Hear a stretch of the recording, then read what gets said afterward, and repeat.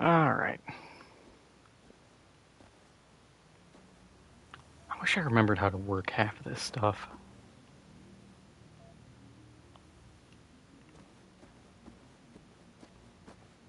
I get the feeling this has all been reworked to be quest gated.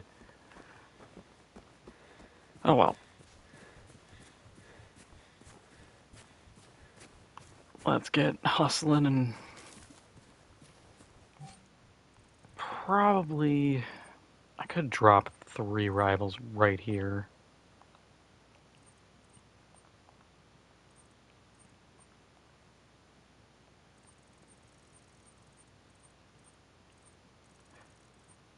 You know what, let's actually head to here and see how bad this goes.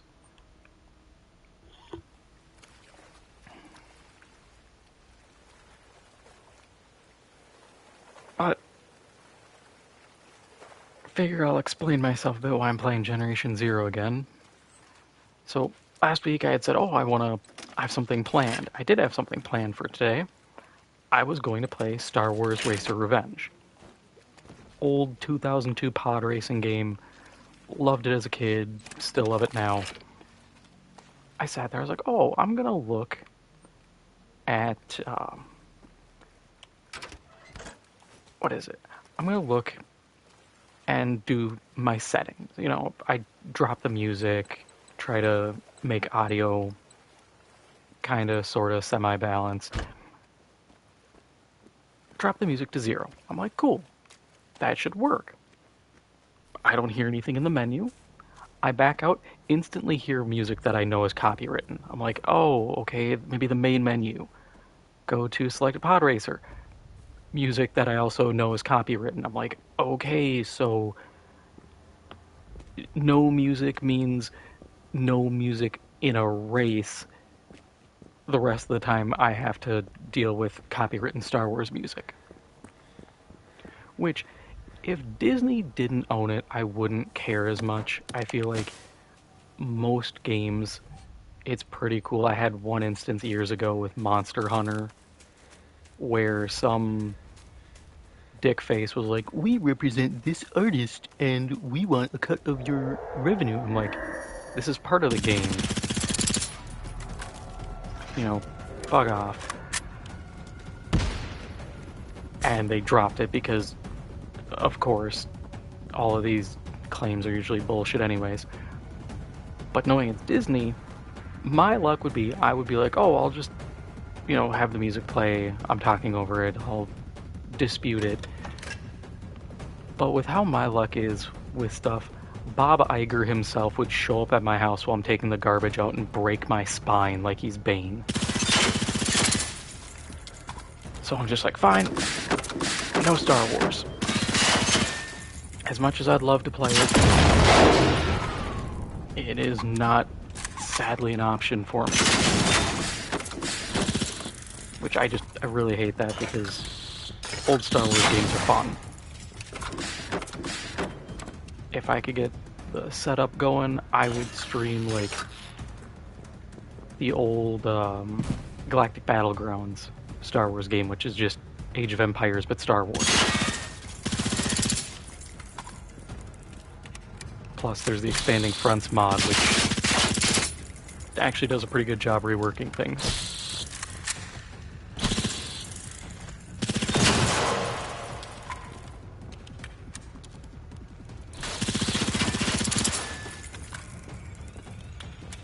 But yeah, that's the explanation.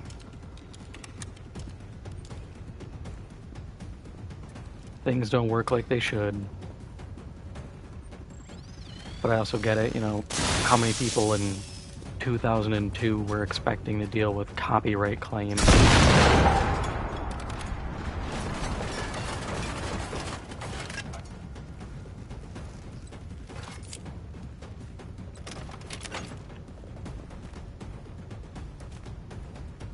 I mean, to be fair, in 2002, I didn't even understand copyright, so I was but a wee child.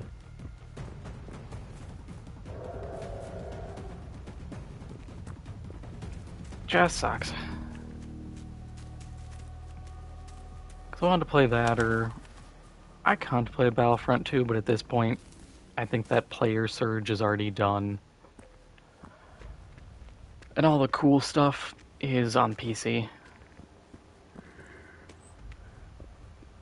Because that's where the modders have added like new maps and heroes, and they actually gave the or the officer class the ability to get a repair tool and fix vehicles.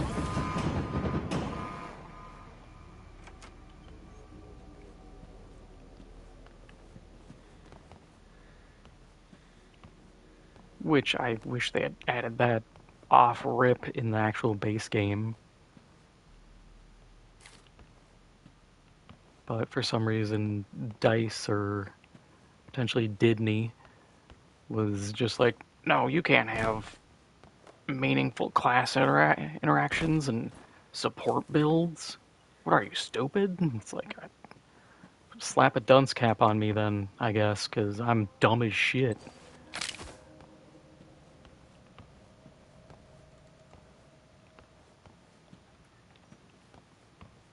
God forbid I want to have, you know, a support role. No, it's not like original Battlefront and Battlefront 2 had support roles or anything. The engineer couldn't throw ammo and back to tanks to people or anything. Man, I miss old Battlefront.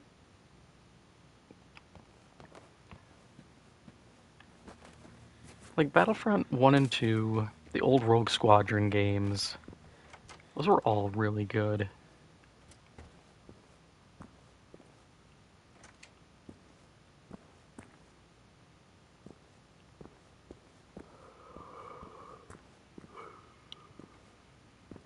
Alas, we don't really get that anymore. Everybody has to be. Every class based game has to somehow homogenize the classes into all being the same like class. Everybody has to be DPS shoot man.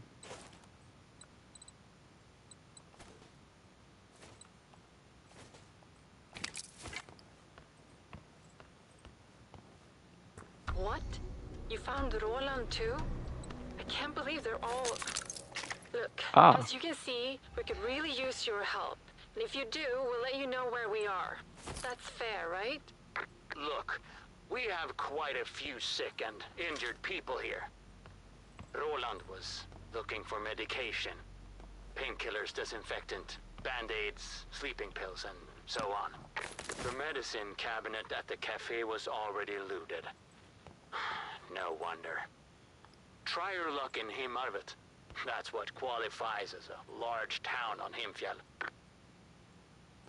Why is there a medicine cabinet in the cafe that you're expecting to have, like, medical supplies in?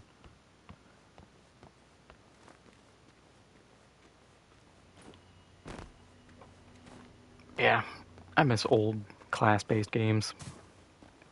Stuff like Enemy Territory, Quake Wars. Didn't play the Wolfenstein one. Fun bit of Himfjell life. Himarvet isn't big, but they still have 2 supermarkets. Don't ask me why. The Kunsam is locked. We already tried, so try the Aka. Have fun.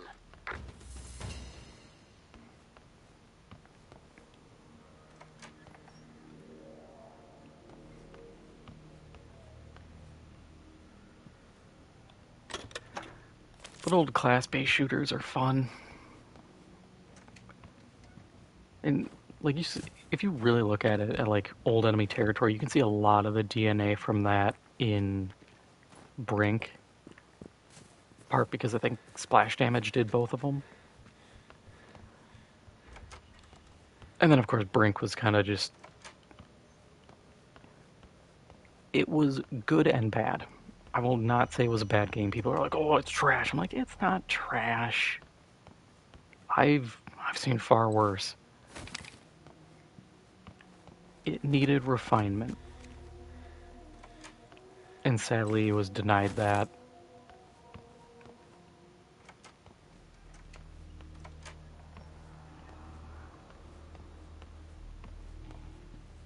Like, if If Xbox really wanted to go crazy, they could revive it, I think. But it would be an investment. Granted, they could go free to play. Personally, I would do like Helldivers style Warbond battle passes. Just be like, hey, pay us money for the thing up front, and then earn currency.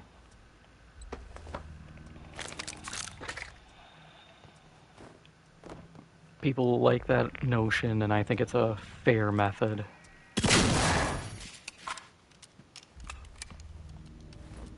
No FOMO, just... I don't even have a... I was gonna say, like, just Mo, but not missing out. It's just kind of... It's there.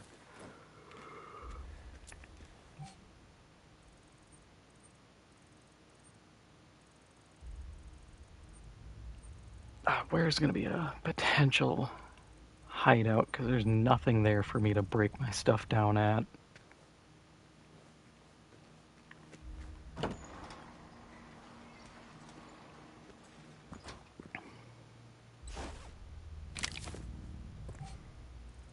I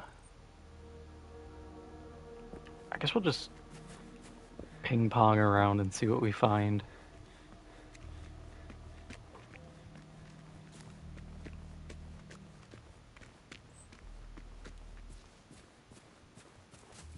Yeah, I also saw people talking about Battlefield 6 now. They're like, oh yeah, it's finally picking up steam. I'm like, it's the 3rd season of the game. I feel like you probably should have had the formula down before your 3rd season. You've already kind of lost people. Granted, I also kind of laugh when people thought that their extraction, or no, the Battle Royale mode was going to do well. I'm like, dude, Battle Royales are dead.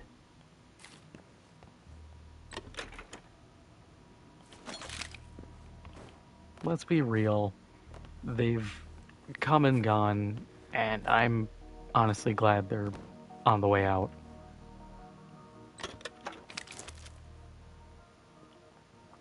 It's like I saw a video about Destiny 2, talking about like why the game has suffered so bad. And it was all pretty obvious. It's like, hey, it's because they don't release anything for like the core game modes. They just did a bunch of seasonal crap that went away. So the people who were like big strike players ran out of strikes, and they'd maybe get 1 or 2, I think it was like 1 a year, if that. Gambit got abandoned. PvP maps are essentially done. I was like, yeah, they really just kind of dropped the ball compared to D1, where everything is still going. Like, you can still go buy glass needles from Xur, re-roll your exotics, do whatever. But it does make me wonder. I was talking with a buddy of mine about this, and I was like, do you think anybody's gonna really revive the looter shooter genre? Or is it gonna just segue into everybody turning looter shooters into extraction games? Because I can see the value in the risk reward element. If you do PvE, I would actually really vibe with that. I wish Marauders had went PvE, because I would probably play the hell out of that.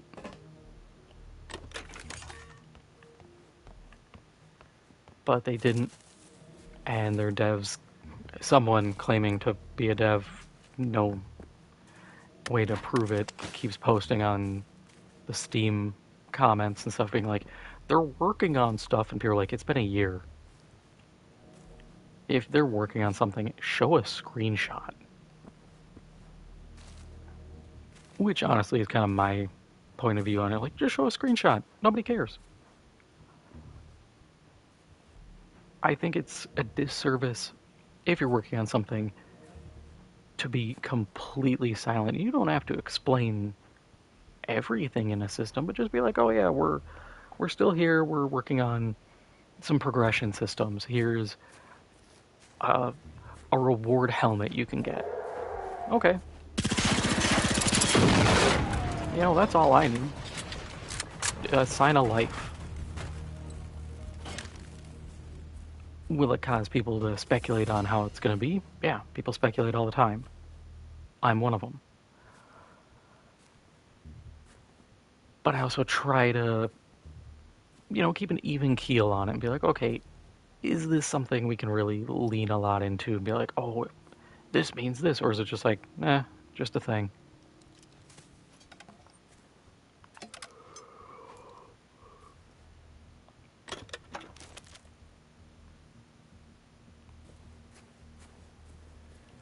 Like a prime example of showing just enough of a sign of life is Beta Decay.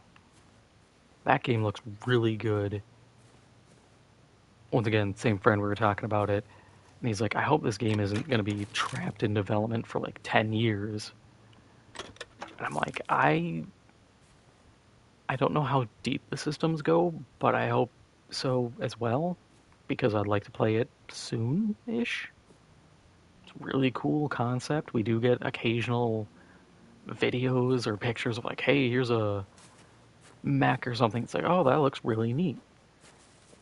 And that's it. I see it and I'm like, cool, okay. I'm not trying to theory craft like, oh, can we do this with the mech we replace parts? Like, I don't know, dude. Nothing's been said. I just know if you die in it and it remains somewhere, your new character can find it. And that's really interesting.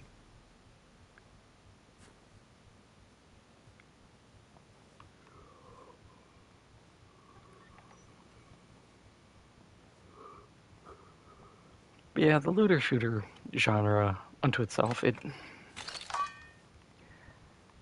someone needs to pick up the reins. Because Borderlands has, I think, done its part and is kind of... I'm honestly done. How do I crouch again? There we go. Circled, like it is in every other game. For some reason, my brain just didn't function right. But like, playing Borderlands 4 is just like, yeah, it's more Borderlands, I guess.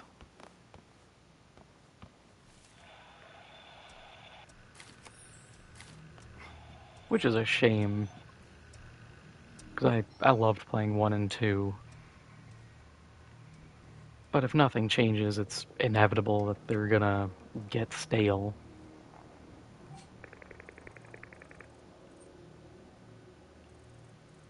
Let's try here.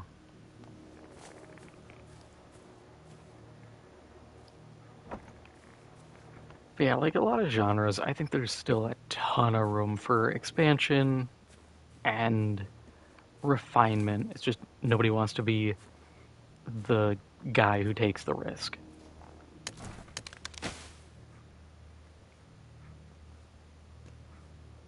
I always hate pulling out like the dude bro motivational quotes because they always seem cringe as hell. But I kind of get them, like companies being like, oh, what if we fail? And it's like, okay, but what if you succeed?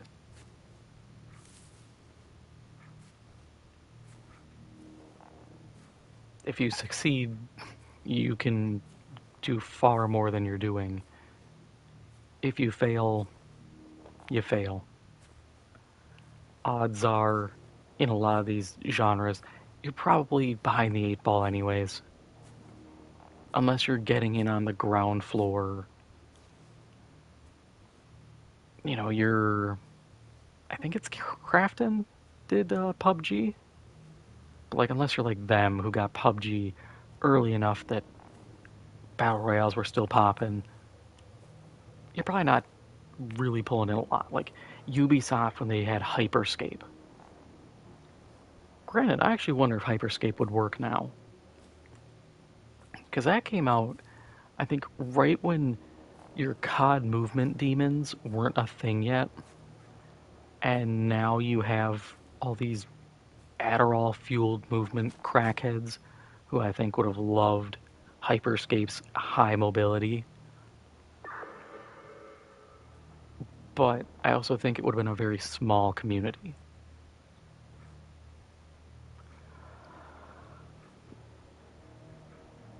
Mobility shooters are a niche for certain.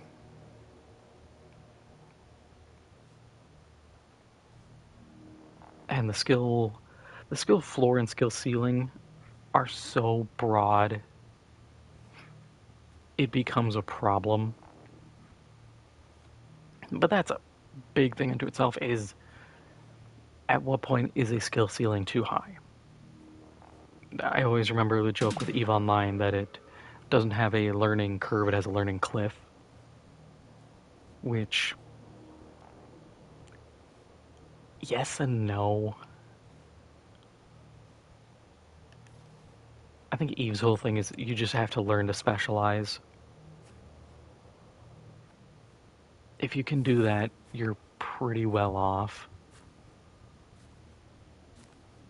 It's the same curse like Path of Exile and a lot of ARPGs have, where people look and it's like, oh, I can do this, this, this, this, this, and this. I'm overwhelmed. It's like, you're not doing all of them. You're just not. I knew guys who played EVE who were like, oh yeah, I spun up a new character, funneled them skill books and money, and they just exist to pilot Titans. Like, that's it. One class of ship is all they do for that character. Part because it takes forever to skill into it. It's like, I want to say it's 6 months of real time to skill into Titans. And then it used to be, I don't know if it's been streamlined or not, but it used to be like 6 months of manufacturing to make a Titan. Which I always loved that about EVE. I thought that was the coolest thing ever, that there were ships and stations that it wasn't just like, oh yeah, come back in your 2-minute craft window. It's like, no, this is, you have to dedicate. And it is a clan effort. It is not a single player being like, I'm just gonna set up a little manufacturing station and make a whole, essentially a superstar destroyer. It's like, no, this isn't your ship. This is the clan's ship. That was always fun. That's what I miss about Dust, is the potential for... Oh, I'm getting jiggy with it. Help me, Will Smith.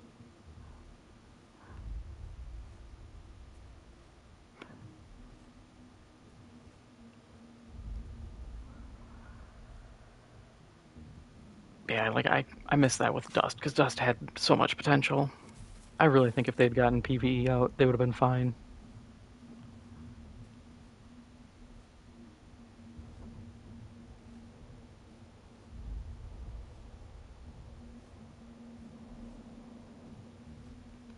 But I get it. I remember people were butthurt back in the day, being like, oh, I don't want to have planetary interaction involve Dust players. It was like the most console worry bullshit you've ever seen. Where I'm like, you're a bunch of neckbeards who are paying $15 a month minimum, depending on how many characters you have, to fly spaceships in a game, and you're absolutely pressed because some dudes on a PlayStation want to play Space Call of Duty. Like, it's not that big a deal. But I remember just some of the vitriol, and you had people who were just like, yeah, whatever, who cares? But the people who were mad, it was discernibly mad. I'm just like, why, man?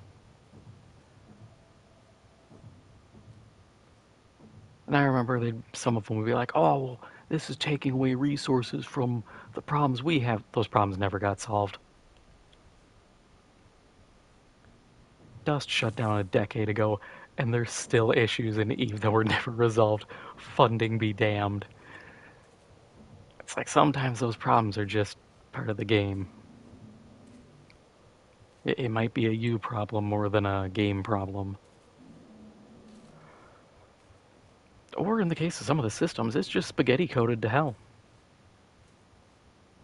You can't fix it without allocating way more resources to gutting multiple systems.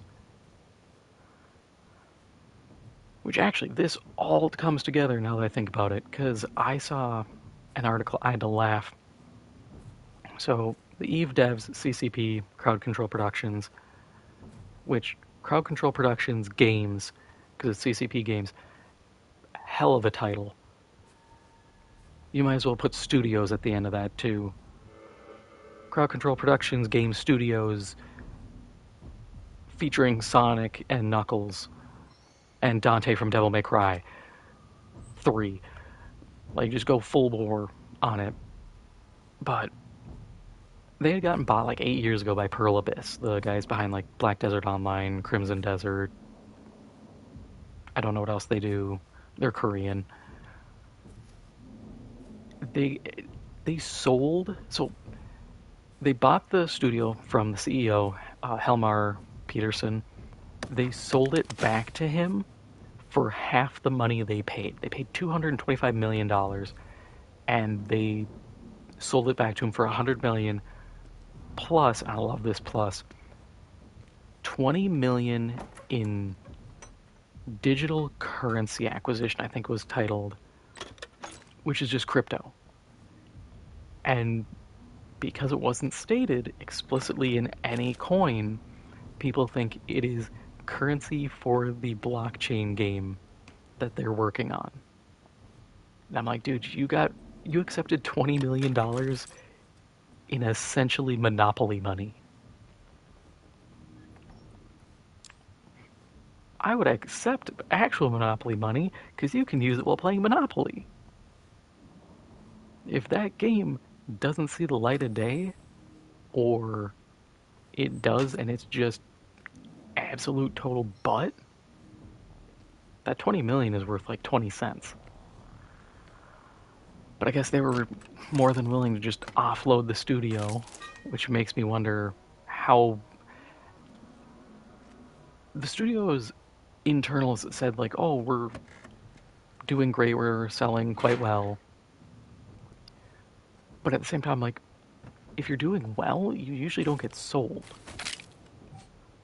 So what's the big deal here? There's some disconnect. I think that's a safe house.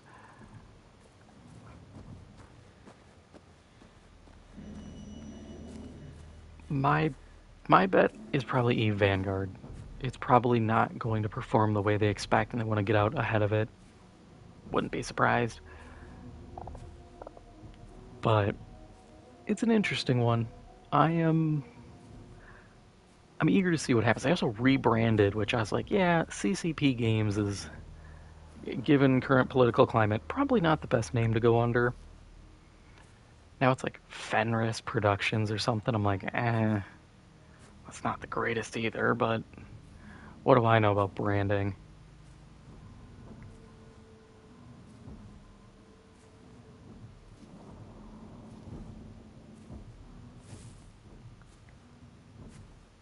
I just wish Dust would come back. That was such a good game. And I think it would really fill the market niche right now of people want a Battlefield-style game that isn't Battlefield, because Battlefield just keeps fumbling. Like, you can pre-order the Battle Pass. I'm like, no, I'm not giving you money now for a Battle Pass. I don't know if it's even going to be good.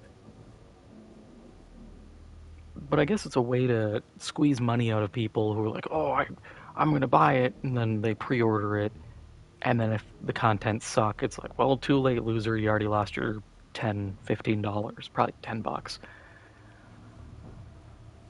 I think it's closer to 15 because I want to say you could pre-order it for like 1100 of their currency. I'm like, don't tell me you made 1100 your $10 value. We deal with that enough of people being like, oh, you're we're not going to give you exact like one-to-one ratios because that makes people not want to spend money. God forbid people really see the value of things and realize I might be getting hustled. Like I've talked about before, but for Fallout 76, I remember there was a skin for Power Armor. It was the what is it? The Liberty Prime skin pack. It was two. You had a all black Liberty Prime, and then a red, white, and blue Liberty Prime, and they played sounds, and it was like $18. And I just sat there. I'm like, I can buy the entirety of Far Harbor, which is weapons, voiced quest lines, a new world space, new enemies for 15, and that's not even when it's on sale.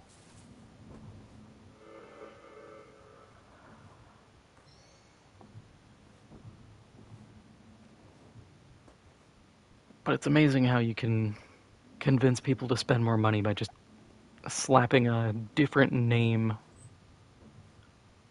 on what is essentially a dollar.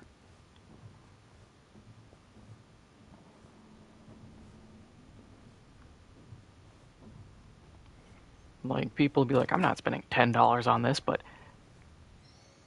1,000 Zooble Duels? People will be like, oh, that's only 1,000 of them. That's not bad. And then they spend, half their paycheck on MTX and get really confused.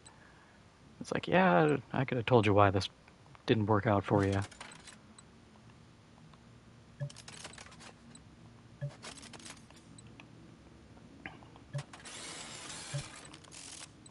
I'm so glad I am not fat walking anymore.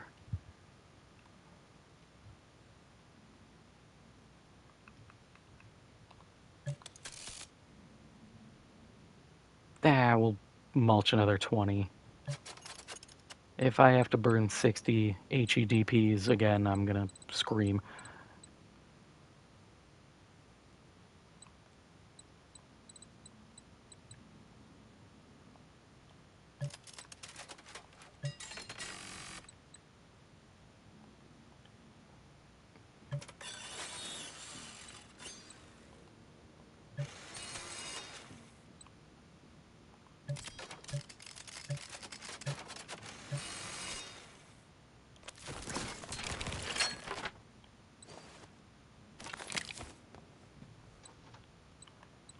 I should use a bow.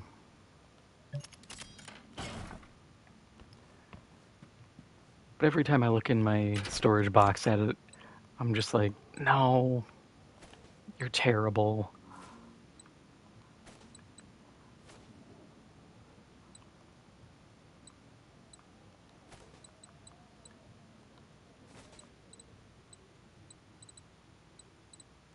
I didn't realize I have 2 adrenaline. I need more. Hello. I wouldn't be too pressed about missing the notification. I honestly forget when I stream it sends out notifications to people.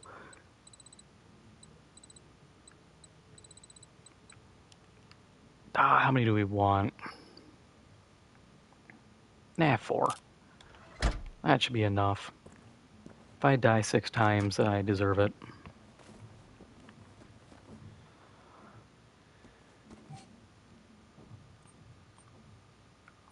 Alright, so where do we... Yeah, I was gonna hit that town in here.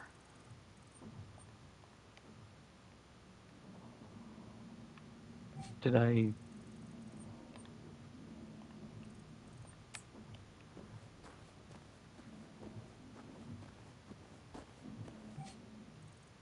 Oh, that would explain why I'm God, I'm dumb. Going south when my marker's north, I'm like, why isn't it showing up on my mini-map? Yeah, because it's behind you. That tends to be how things work.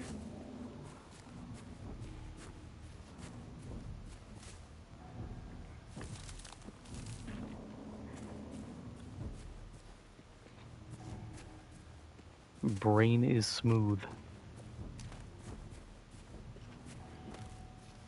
Got the most aerodynamic brain ever. No ridges, no lumps. It's like one of those Fushigi balls.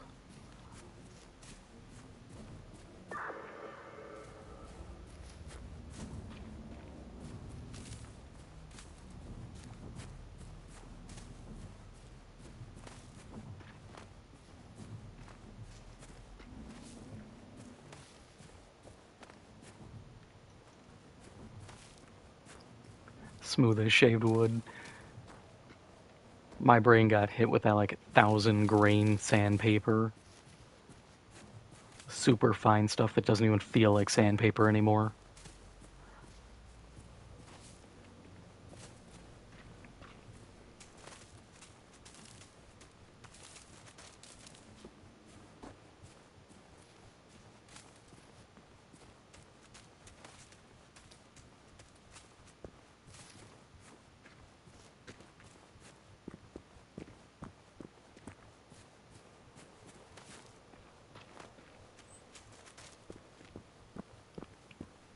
I don't know what I'm expecting. Every time I come to one of these little like resort villages, I'm like, oh, that's a decent size. And then I look over like this and it's just an industrial facility. I'm like, oh.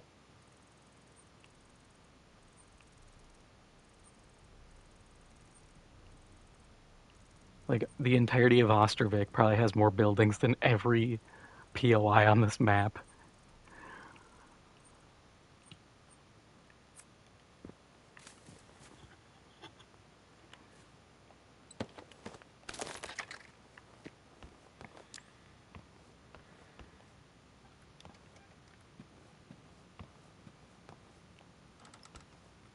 Please, something good.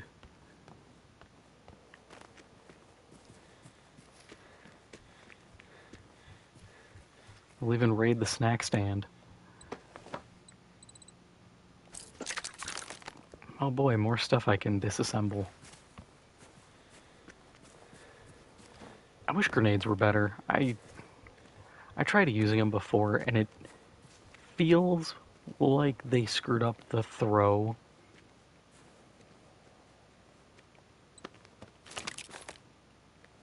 Like, you ever have those games where you play an animation and it looks like you're throwing it really far, but then when the actual projectile goes, it just kind of like limp dicks? And it's just like, and goes like 15 feet. And it's like, why? Why did you throw that short? Especially when you're like aiming up. It's like, no, man. I'm no like MLB pitcher or anything, but I can throw a ball not that bad.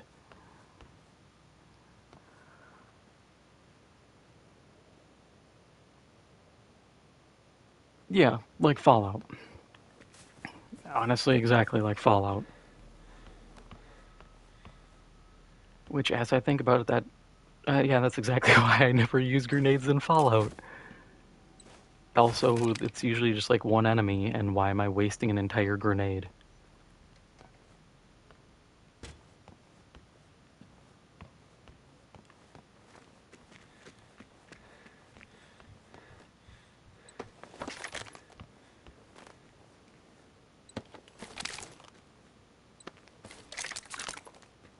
I wish they had, like, I was playing Stalker, the Gamma mod pack recently, and I really feel like that franchise has kind of spoiled me for how. Why did everybody here who died have a smoke grenade, a grenade, and a landmine on them?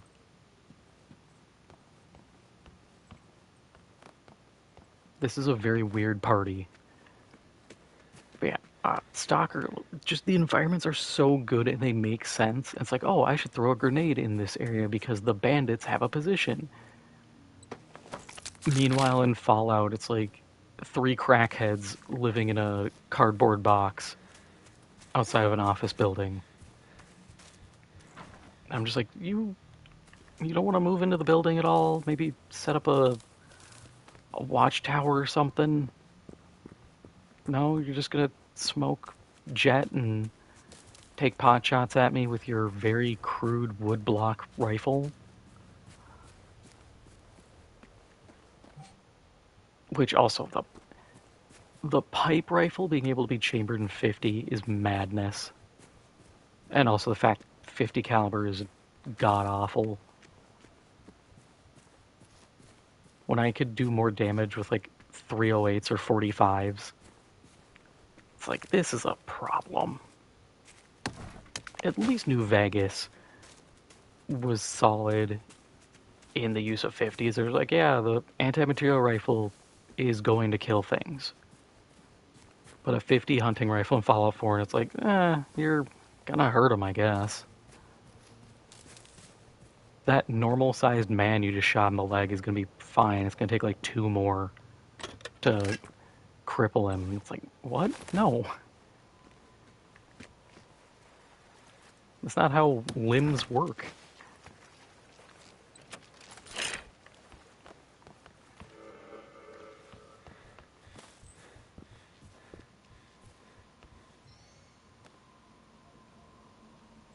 I see your problem as to defending.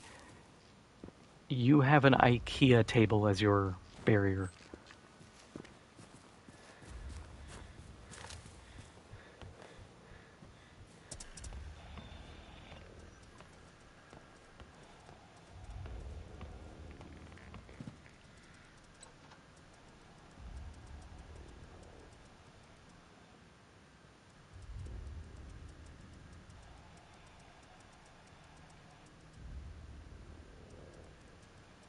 Oh yeah, the people still living in garbage floors me.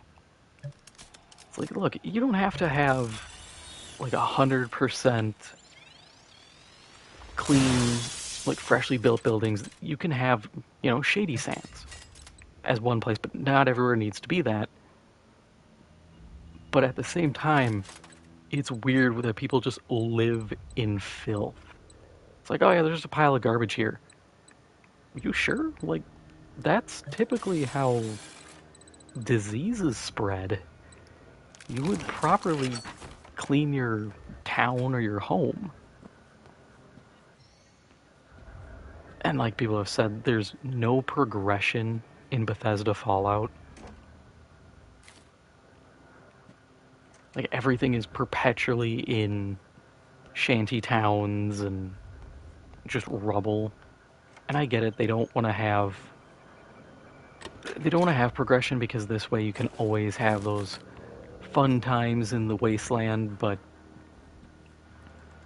I think I've said it before in video. I know I've said it in comments before on videos and stuff, that I think having civilization makes things better, because then you have...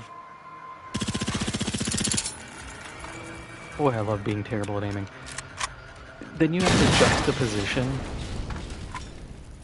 of being in a town and having it, be civilized, and then going out and going, oh, this place sucks. And it makes their feel like it's like, okay, I have to make my way back to civilization for supplies. It gives more of a Wild West exploration feel, as opposed to just being like, yeah, everywhere is weird, and for some reason there's still roaming caravans trying to sell crap.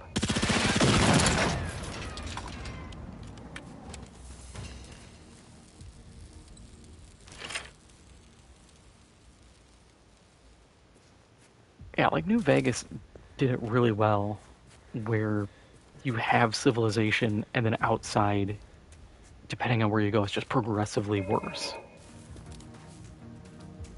That said, I do wish New Vegas was bigger, but I also understand they had, what was it? I've heard conflicting stories. Some people say they had like 8 months to make the game.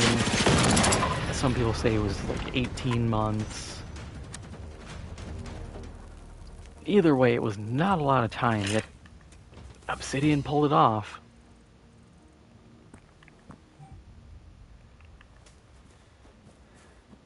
Just kind of makes me sad that they went from that to like...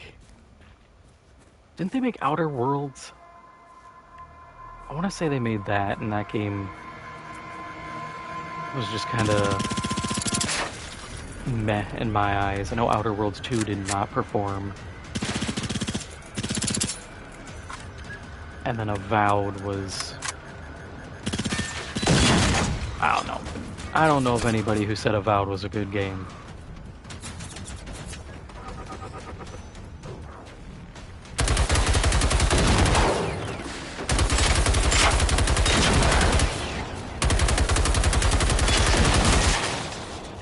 There's a lot more guys than I thought.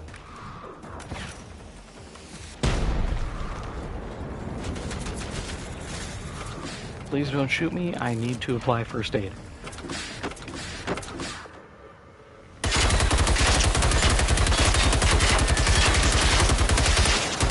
Oh, this is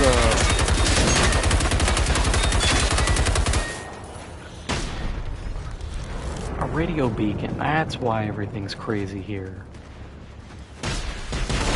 Oh, I can't get inside. I want to cheese the encounter.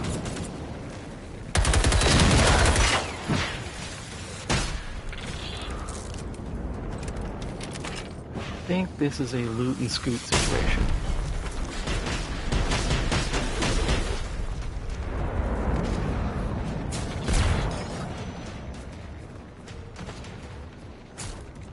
Yeah, because there's a tank and I don't feel like fighting it at the moment. We're gone.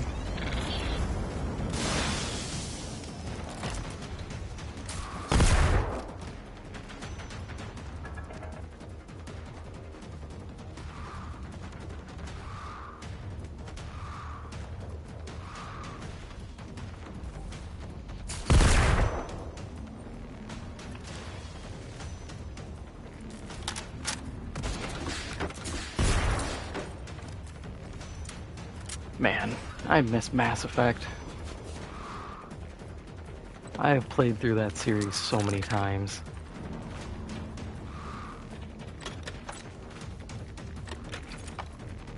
I'm not that optimistic about the new one.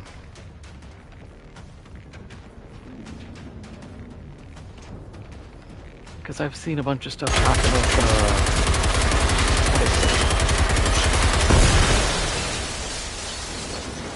okay. The new Star Wars game, one of them that's coming out, and they're like, oh, it has a bunch of veterans from BioWare, and I'm like, what kind of veterans? Because I don't think... That's not good. Well, those aren't good either. Who's throwing bombs? But I don't think enough of the old devs are around for a new Mass Effect to be, I'd say, reliable.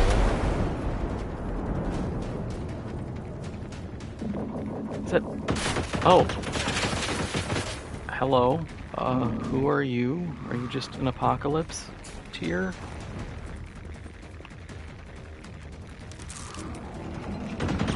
Oh, I don't like that.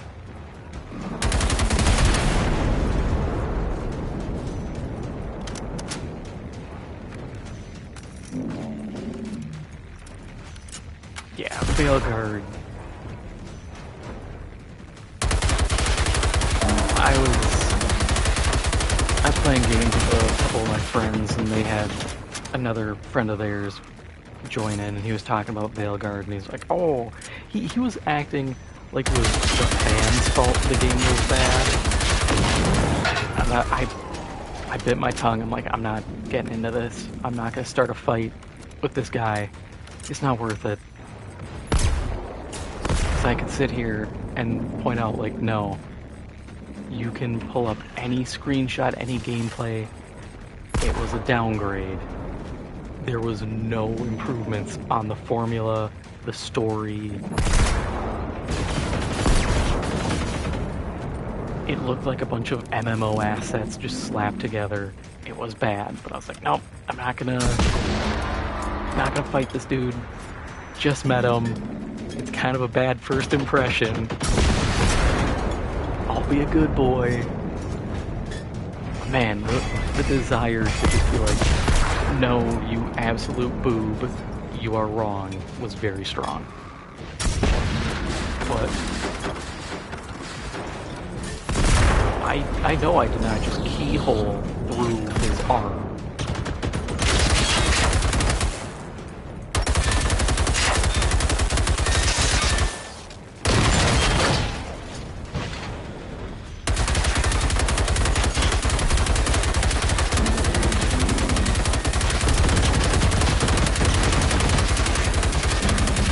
Please die soon. I don't really have the ammo for a protracted fight like this. I mean, that said, rocket.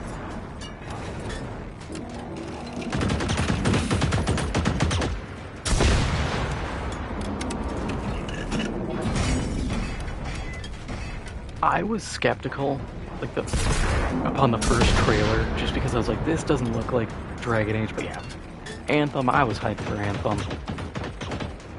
I didn't even care about the flying. I thought that was going to be a gimmick. But I was like, hey, a new looter shooter. I love competition. That's going to be great. It's going to make Destiny not suck.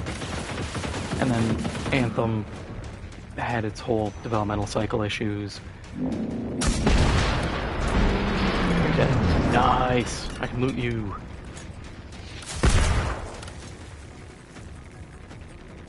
And what kind of worries me is, like, what we saw with Anthem, we are kind of seeing with State of Decay. Because there was that trailer with the zombie deer, and the devs not too long ago came out and were like, yeah, we had no plan of zombie animals. Microsoft just made that trailer, and we kind of panicked because we were not expecting that. And that's kind of what happened with Anthem's development, where it's just like, oh, they made a trailer, and all the devs are like, that's what we're making? Okay, I guess. Which, realistically, they need to stop doing that.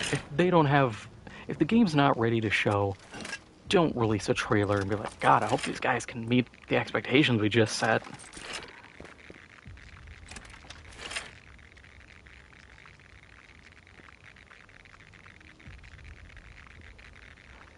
Yeah, because I remember the story where it was Soderbergh. He had really liked the flight system, and the devs had already ripped out the flight system because they were having problems with it. But because Soderbergh liked it, they're like, oh, we gotta put it back in, and had to redo everything they already deleted. And I'm like, I would have lost my damn mind. Like, that is just brutal. And I get it, he's the guy signing the checks, but at the same time, I feel like even if you're an executive, you have to be like, oh, I thought that would have been cool, maybe next time.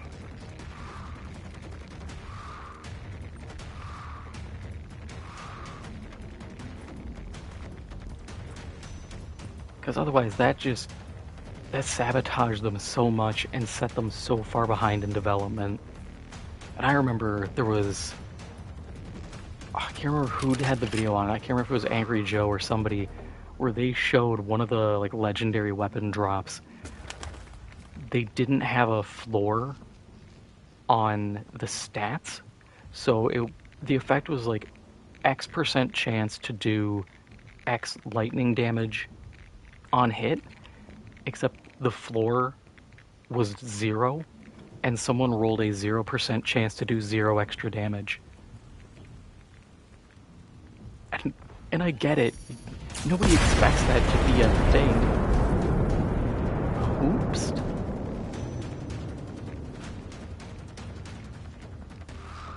We're done here. There's nothing else. Stop exploding. Of course, while I'm fat and trying to loot.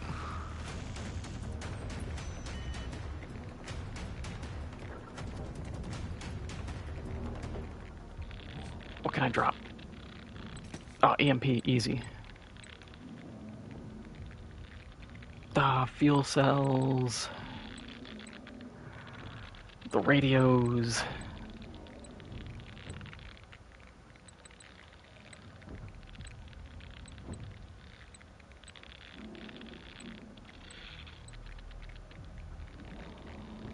I guess one grenade. I was wrong. These have... The weight is per... It's showing, like, all of them. Yeah, when you don't let devs who are passionate just do their thing, and that's what floors me, is we see time and again when even small teams get to do what they care about, you get really good games. It's like, just do that. I get there's the fear of, oh, what if they make something bad? And it's like, you can make something bad whether you sit here and ask, committees on everything or not. I would rather trust people who have passion than to just let random people you interview dictate what is made.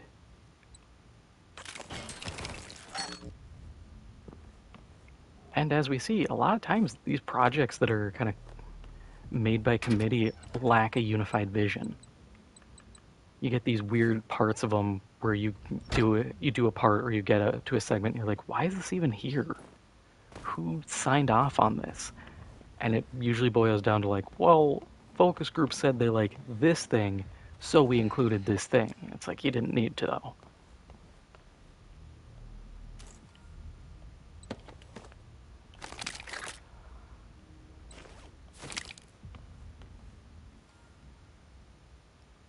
Yep, shareholders monkeying with everything.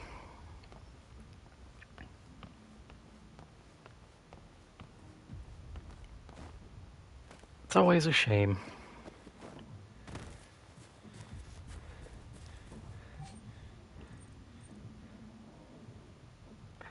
Yeah, we'll go do this random side quest, why not? We're already here.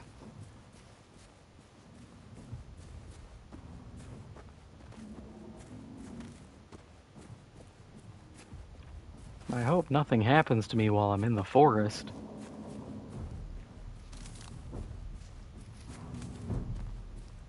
Oh, would you look at that? Something happening. Eliminate the machine. Oh, yep, destroy the tank. Easier said than done, but we can certainly try.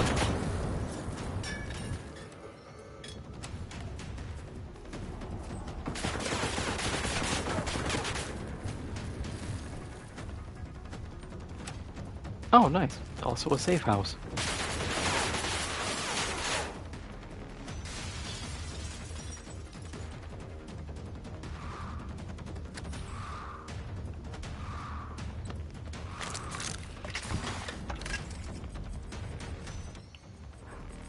Oh, so he's the one launching balls.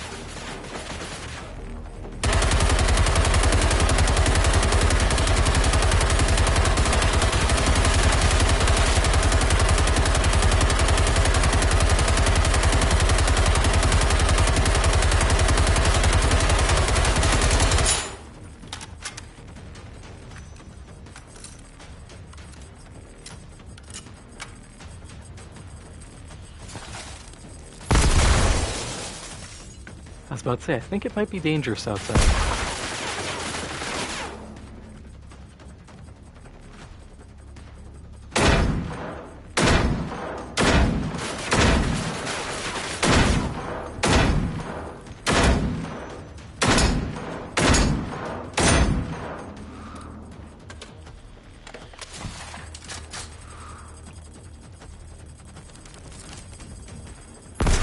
There's so many outside.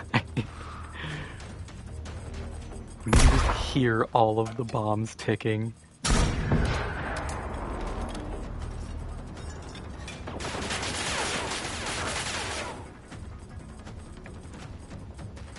I don't think I'd have a better angle there.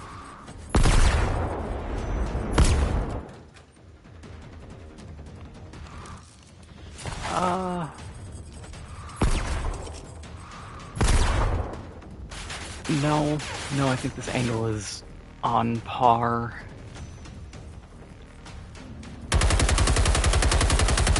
Tragically.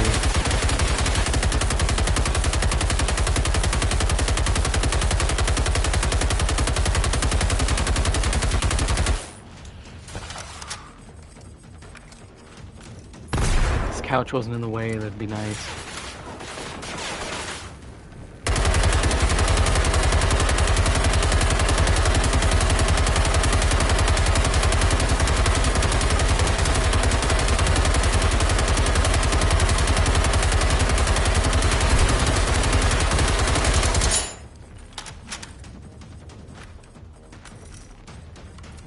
I need to be saving this ammo.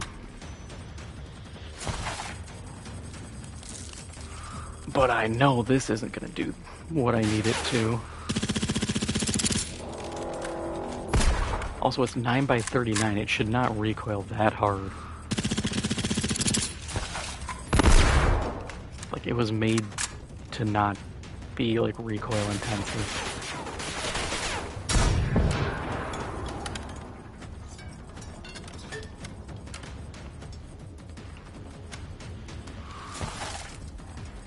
If the tank could move a little closer, that'd be great.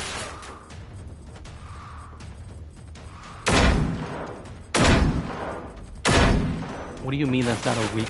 Okay, it broke, but also, how is that not a weak point? They're just glass canisters.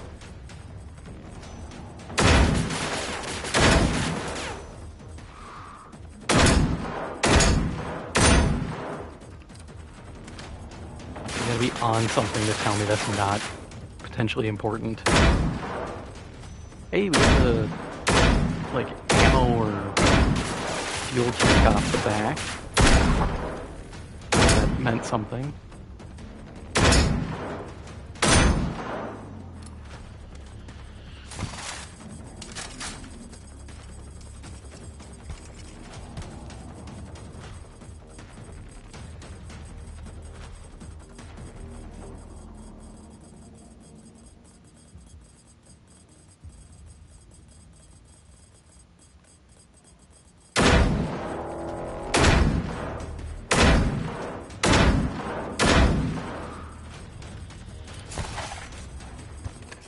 Yeah.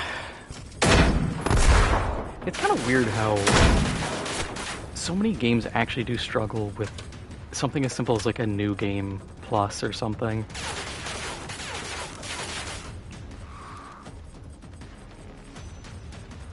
It's always felt strange. It's like, why is this such a difficult concept for so many studios to grasp?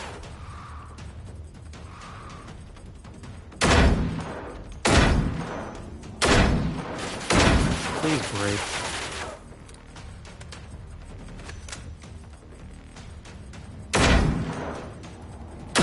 Probably shooting at the knee.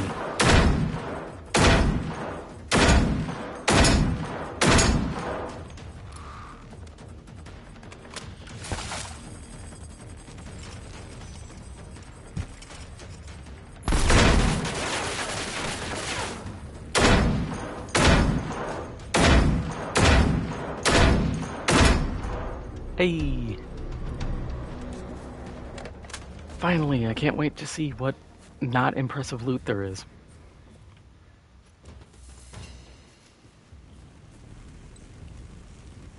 Yeah, that's pretty not impressive.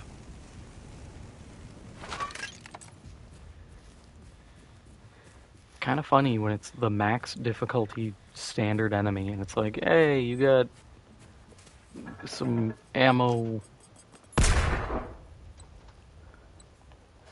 Don't say I never did anything for you.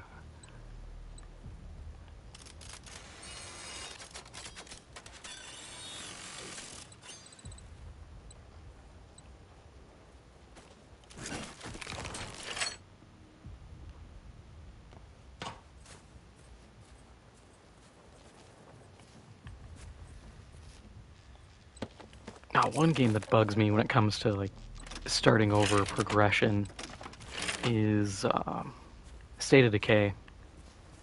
Such a good game, but then you just run out of resources, and it's like, oh, well, figure it out. It's like, what do you mean? I know people figured out a trick where you could go to a friend's world, you could loot locations to get supplies, and it wouldn't take it from that friend's world. But the whole time I'm just sitting there thinking that's the dumbest system.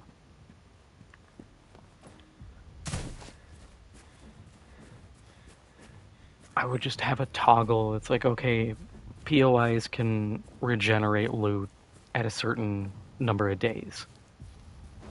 Does it imbalance the game? Kinda. But who cares? Make the maps bigger. Let us have fun.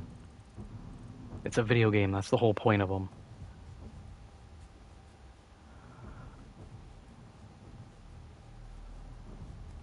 Yeah, if you have to find a workaround, it's not good. It's like, yeah, it sucks when you have to monkey around with stuff just to resolve an issue that feels like it should have been a non-issue in the first place.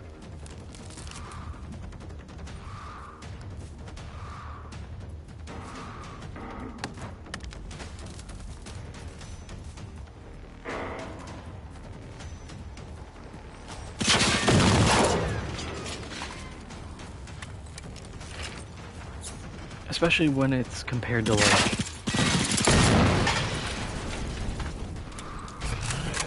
when it's a core issue compared to stuff like I've seen people talk about like Elden Ring, where they're like, oh, I can beat it with, you know, level 1, only these weapons, blah blah blah. It's like that's a issue where it's like just you're done. You finish the game. Congratulations. I understand when people are like speed running, challenge running. You know, well, there's streamers who do that as their job, and that's cool. But otherwise, it's like, I don't know. Find something else. It's funny though when I get people who will do that for like Elden Ring, but they refuse to play like Dark Souls 2. Oh, Dark Souls 2 is terrible. I'm like, it's not bad. The only issue is how iframes work.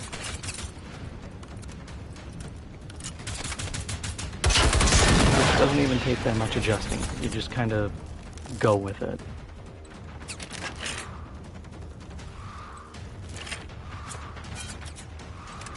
Oh, and I looked into the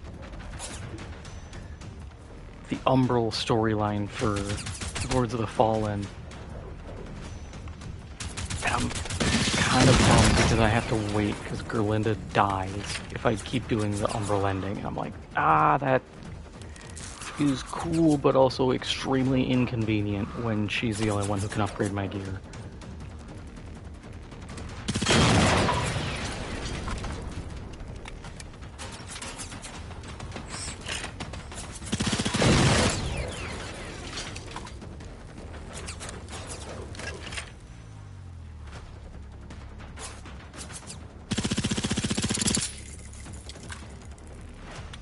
Oh, of course it's not going to explode. It's blue, not red. I forgot the laws of video games. Red explodes, blue does nothing.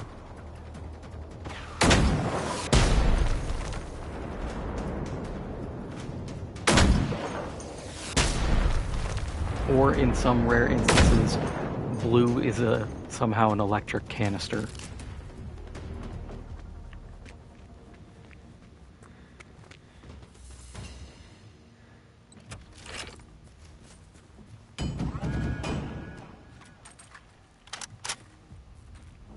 Yay, level 3! Actually, that's genuinely pretty good, because if we can get him to 4, I might have a chance at an experimental weapon. If I get the hammer, I'm going to be kind of pissed, because I do not care for the hammer. everything I've seen, people are like, yeah, you probably want to get anything else. It's not bad, apparently. It's just melee in a game where everything can kill you very easily is not a viable option.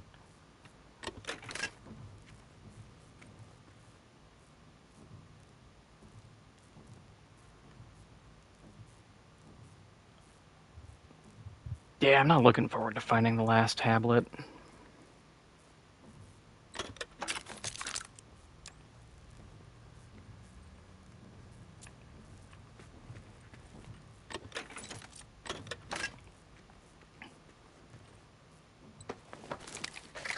I get why you can't get any hints as to their location, because Sparky doesn't want you to have them. But man, I wish I could get a hint in-game. It's like, oh yeah, it's at this really convoluted, like, poetic description of a location that I'm like, oh, okay, yeah. I get that. Instead of just being like, yeah, did you go the right way? If you didn't.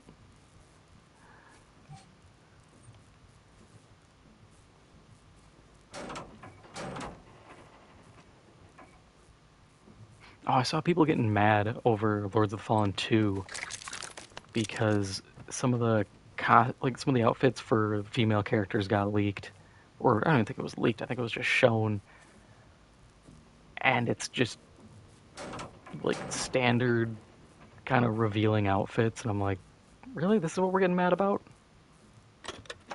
Yeah, it doesn't 100% follow what I would deem as like standard dark fantasy,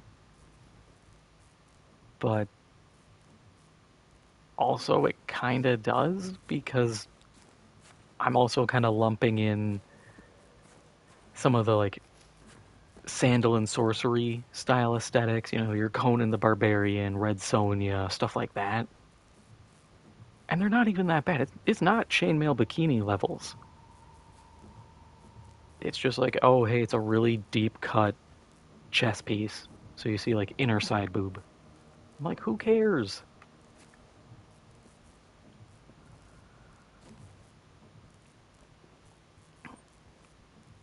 I always love when people are like, oh, what would you do if they made outfits like that for guys in a game? I'm like, look, if you want to make a Souls-like and I can have a high stat chainmail banana hammock, I will use it.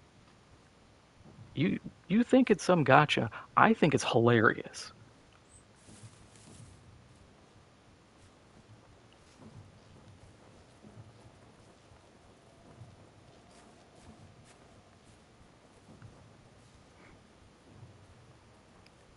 Yep, the Smelter Demon armor. Ah, but you gotta remember, people didn't play DS2.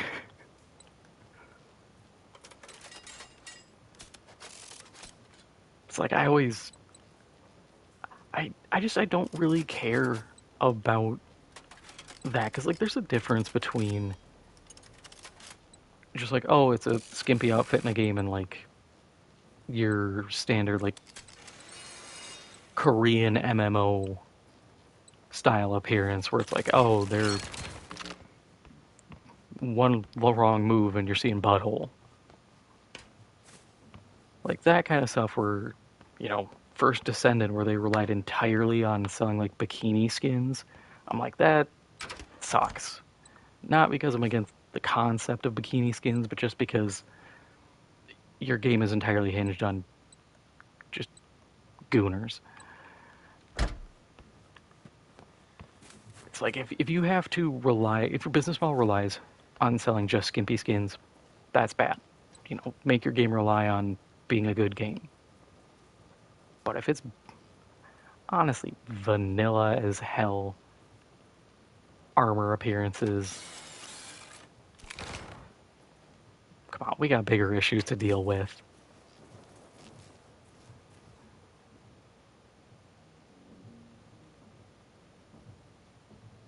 Yeah, and it's sad because Outrage sells so well.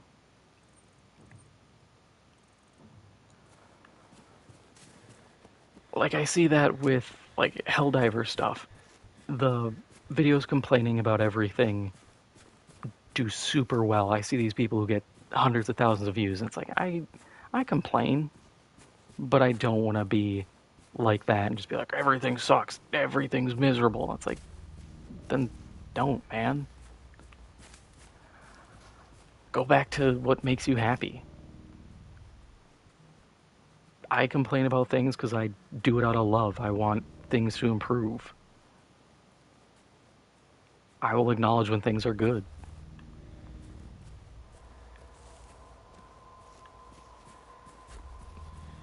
Honestly, the only time I think I genuinely complain and I'm just kind of like, just butthurt is probably like Eve Vanguard.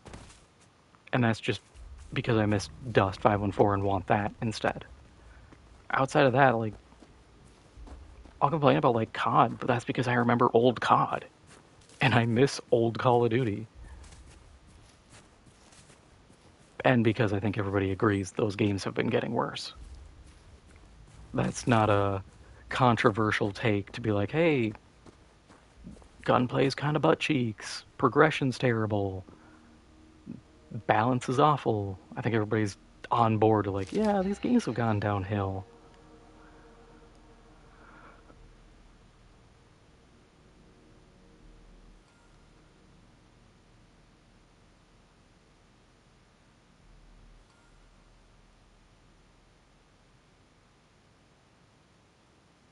Yeah, the mech boycott. When I saw people get mad about it, I'm like, on one hand I understand because I'd like to have the mech customization, and this kind of locks out that possibility. But at the same time, I never really believed Arrowhead would do it. So them just being like, hey, we're selling the mechs, it's like, all right. And I'd rather have them in a war bond than be sold in the superstore where you know they're gonna like triple the price and it's gonna be like an $8 mech.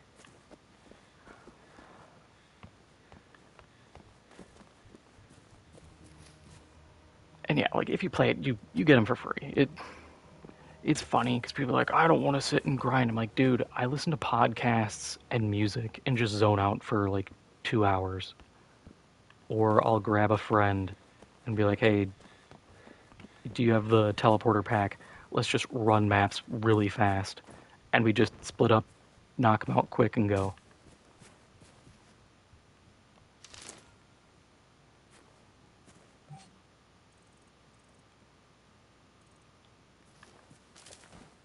I have played games that are way grindier, and people have complained less.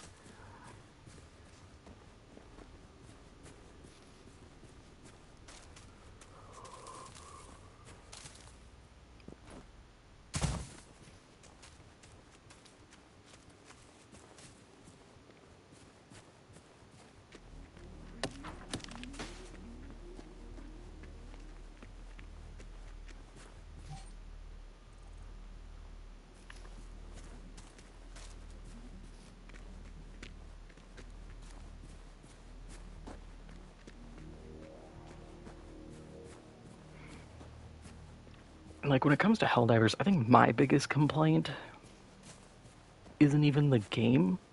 It is some of the content creators who their whole thing is leaks. Because I think they feed too much of the community. Because people will be like, oh, this guy said we're going to get this thing, and 6 months later that thing still isn't in. It's just in the files and someone data mined it. And then they get mad, like, oh, why isn't the thing in here? I'm like, because files get put into games sometimes very early. Or they get cut. Look at Fallout. Look at how much cut content there is. How much cut content there is in Mass Effect, in a bunch of games. Stuff just gets put in. Sometimes it's very near completion, and someone in the development stack just goes, nah, we're pivoting, and stuff gets dropped.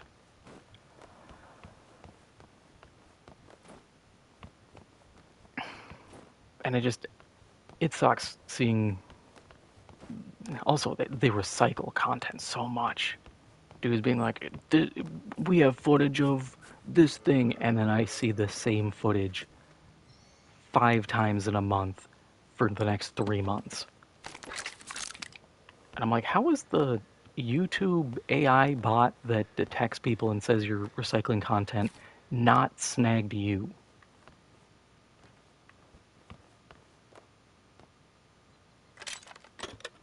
Like, I've seen people who are completely variety content creators get bonked. But people who put the exact same footage in, it's like, nah, they're good.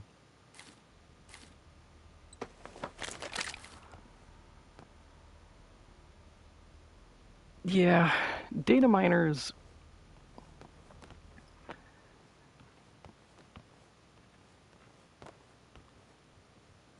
It's a weird thing, because on one hand, I do like knowing stuff in a game, but it sucks how much stuff gets spoiled.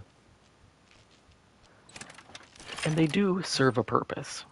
Like, sometimes you kind of need data miners to keep devs honest when it comes to, like, drop rates, or in the case of Helldivers, when it comes to, like, stat changes, where they'll just stealth nerf a weapon, and people are like, why didn't you tell us? Like, yeah, people are going to get mad, but it's better to just be upfront and be like, hey, we thought this weapon overperformed. We dropped the damage 3 points. Than for people to play and be like, why does this feel worse? And not realize it until some other dude's like, oh yeah, they drop damage handling, they like increase spread. It's like, oh, that really sucks. I would have liked to have been informed.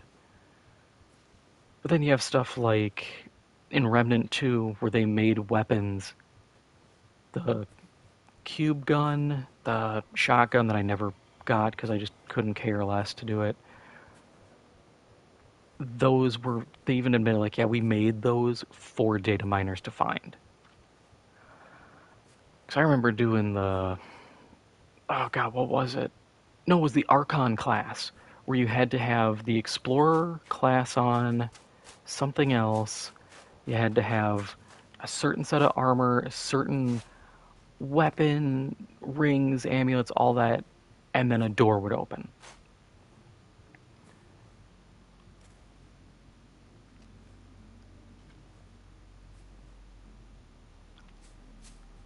Yeah, legit, the first year HD2, and they just would not tell us anything, and it was just nerf divers. God, that was brutal. It's like, I'm not a fan of the change they made where they made mechs stronger, which is great. I love that they have more health. But then they made enemies, I think specifically the Terminids, or enemies in general, do more durable damage. It's like, so you deal more damage to the mech you just buffed, so our health is maybe not actually as high as we think it is. But I think that stems more, I think, from a problem of no one knows what the hell durable damage is. That durable damage feels like it was an idea that sounds good in like a tabletop RPG or a tabletop war game where you can just look at stats off rip and you're always looking and you can calculate. But in a game setting, you can't, and you're like, I don't really know if this works. If it's working, am I damaging armor or am I just wasting time?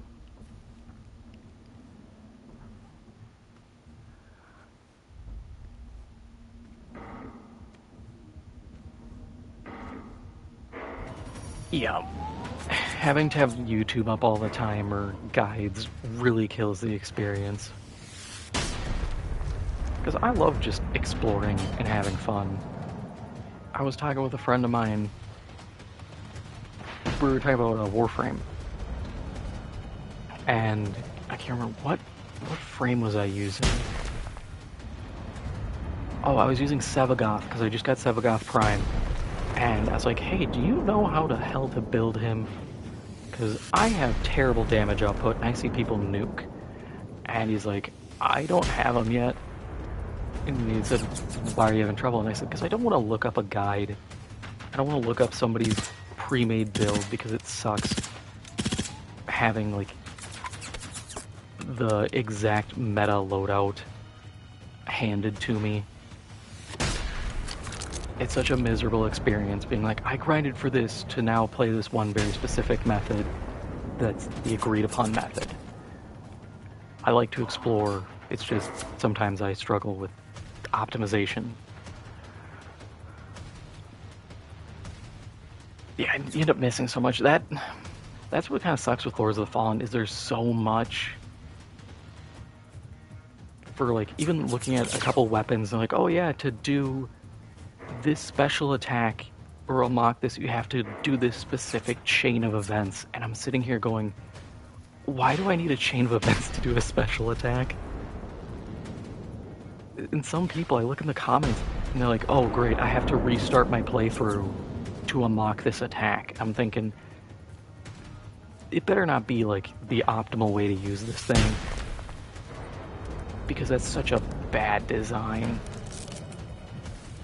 That's what I love about Elden Ring, with just like the FP and the weapon arts. Just like, yeah, hit the button, do the special attack. Swap them out if you want.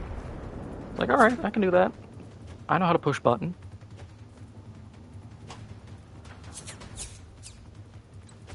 But I also understand you can't just 100% riff off one game. I mean, I give studios and games a lot of shit for doing that.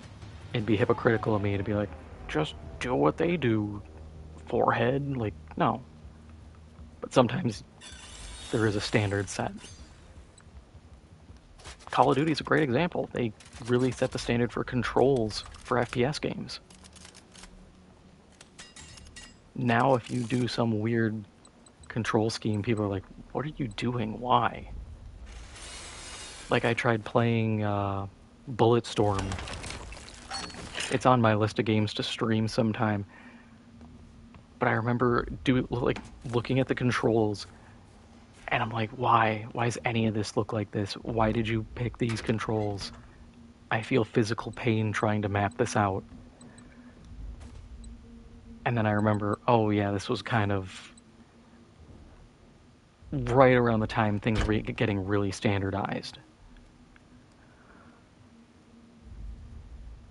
Yeah, the simulacrum. I have to probably monkey with the simulacrum more. I kind of forget it exists.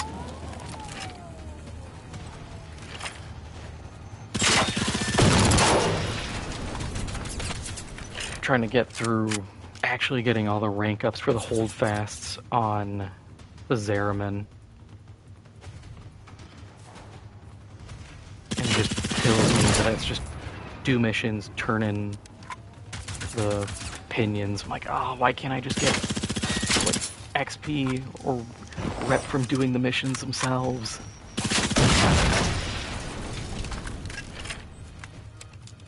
I also wish they would just up the rep limit. I'm mastery rank 30, but it still just feels so painful hitting the 31,000 reps so fast, and then I'm just sitting on my hands like, well, there's always tomorrow.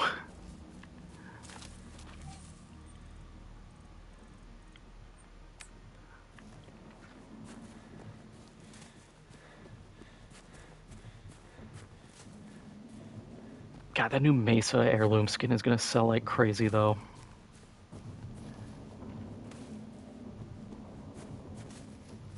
I was talking with some people I play with, and I was like, anybody gonna get the Mesa heirloom skin? And one of the guys who's a big Mesa fan is like, I am getting it instantly when it comes out. I was like, of course you are.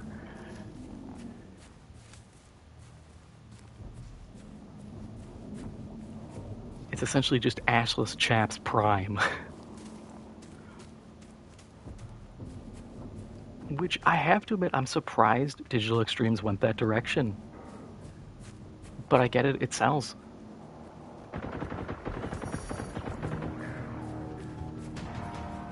And it's not like it's every frame is getting a base skin like that. They just blew up the beacon. Okay, I'll take it. I love when the AI does my job for me.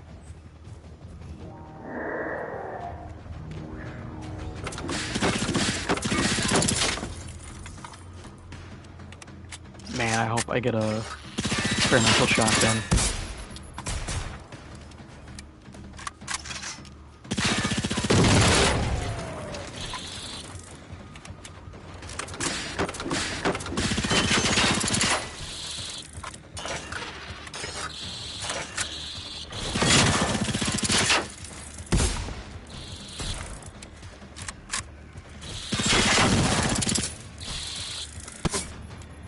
Aim assist. Just break my balls here.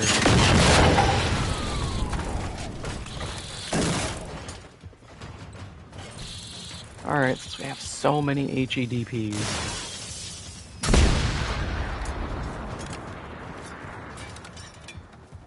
Such a stupid way to clear out garbage.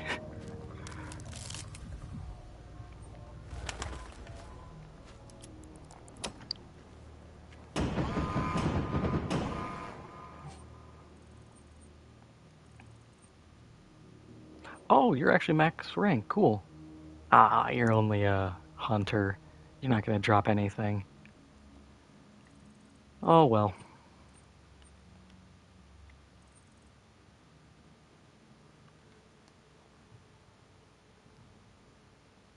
Yeah, the heirloom skins are essentially just showing off ass.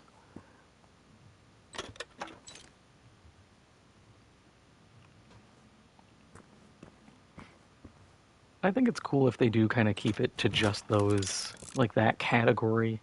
Because it's like, okay, it's not going to be super pervasive. People who don't want to see it won't see it as much. And even then, they still aesthetically fit into the game. It's not a Call of Duty Nicki Minaj skin kind of situation.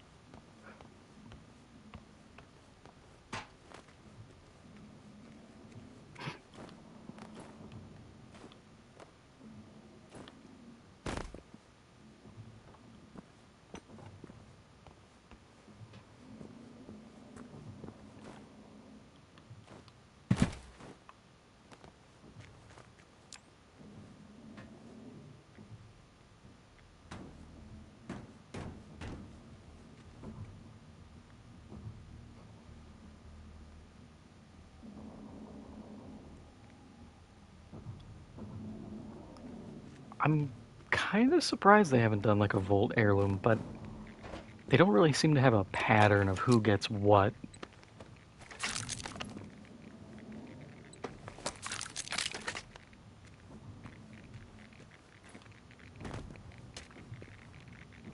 I mostly main just like Necros because it's just for farming.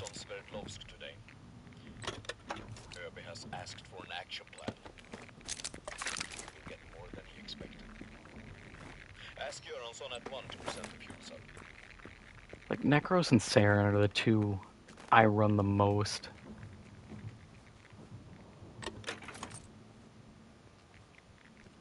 And it was funny because I never did like the nuke Saren build. I just did spores and let them slowly propagate.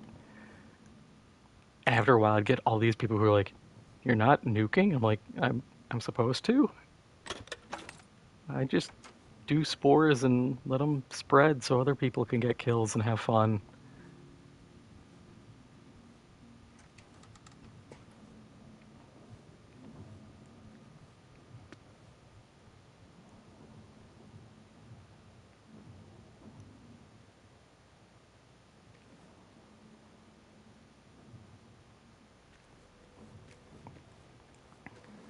Man, I wish Rhino has a cool skin. I think it's the Death Wish skin where he's like a giant beetle.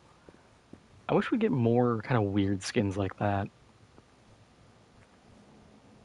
Because that was such a neat idea. And then it just never showed up with anybody else. Which I don't think they could really do bugs, but just something really out there like that.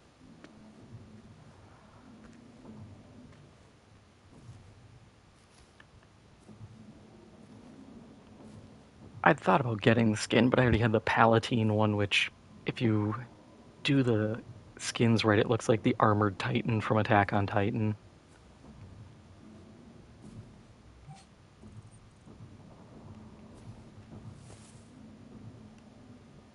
Regain stamina faster. I'm tired of fat walking everywhere because I have bad decision making with loot.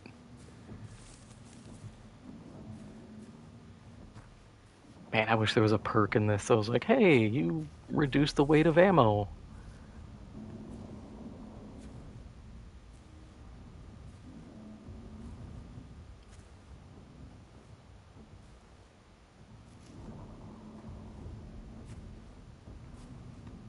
Yeah, I did see the Nidus rework.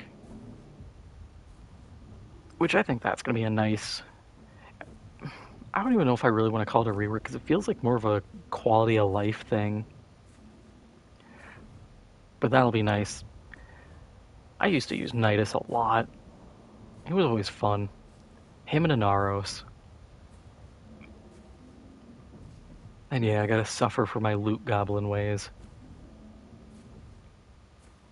Same thing happens to me when I would play Fallout 76. Or any Fallout. I'd just be like, oh, I'll walk, that's fine. I'll carry the extra loot, and it's just like, I really need to not. Especially when I can't even hop a fence. I'm just staring at the fence like, come on, let me over. I'm too fat for this.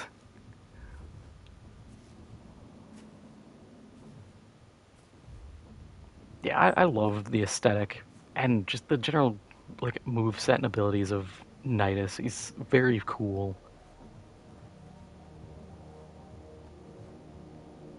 I still need to get Nidus Prime. I'm missing, I think, the chassis. I have relics for it. I'm just lazy. I spent a bunch of time trying to get my friend Varuna Prime, that was a lesson in suffering. I was stuck trying to get the Neuros for my friend, and I was like, okay, don't worry, I'll get them for you, man. I was farming, running the same relic. It was the Meso D8. I got the Daikyu Prime grip, the rare reward, 3 times in a row, and then I got the Yoreli Prime blueprint, the uncommon, mirror opposite, or like opposite of the Neuros in that relic, twice in a row. I'm like, why? Just why all of this? What did I do? Like, it's great getting the rare reward. I can melt those down for Barrow at any time. But I just could not get that thing. We're running relics as a group. 4-man stack. Finally, we get it. I'm just like, what are the odds? I run this for ages, can't get it. Finally group up, and even then it took a while. And I just kept running Meso D8s.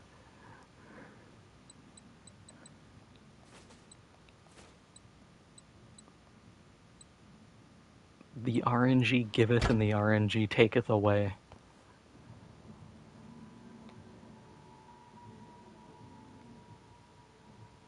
I usually don't, like, I'll farm alone typically. Unless it's like with a group of friends, just because half the time I don't really care what I'm farming. I have so much of the stuff that I'm just like, whatever. If I look in my the crafting and I see I'm missing something for a weapon, I'll be like, we're gonna do that today. Yeah, I went there. We'll try here next.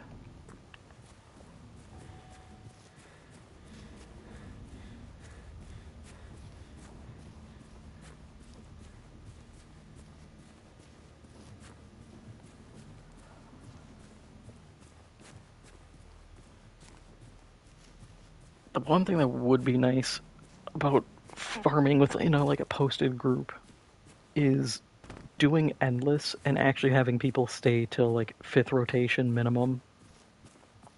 just for the extra relic. Drives me crazy when you get someone who's like, okay, I did one, 5-minute wave of survival or 2 of the big machines for alchemy, and they're like, well, I'm out. It's like, what do you mean? Do you not have more relics? I don't care what you have, just stick around. I might be able to leech something off of you.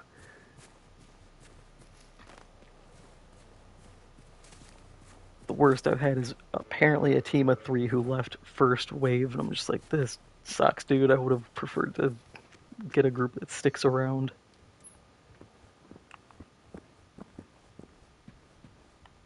Oh, look, dead person. Oh, look, another person who has a radio grenade in a landmine.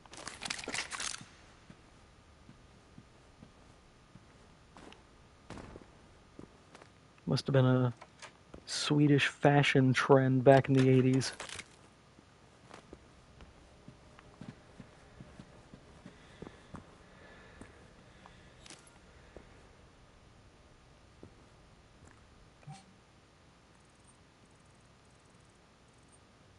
Oh, I gotta go back there. And all the way down there.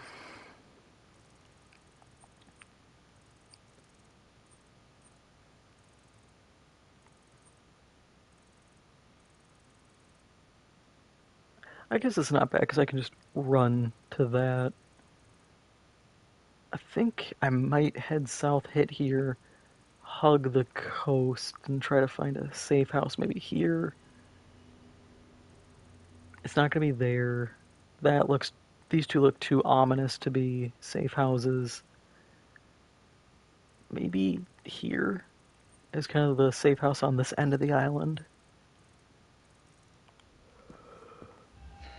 Hey, is there any loot here? Weapon collectible. Alright. If I was a weapon... No, let me... No, I don't care about your music. Huh. If I was a weapon, I'd probably be up here. Yep. Gonna be blue.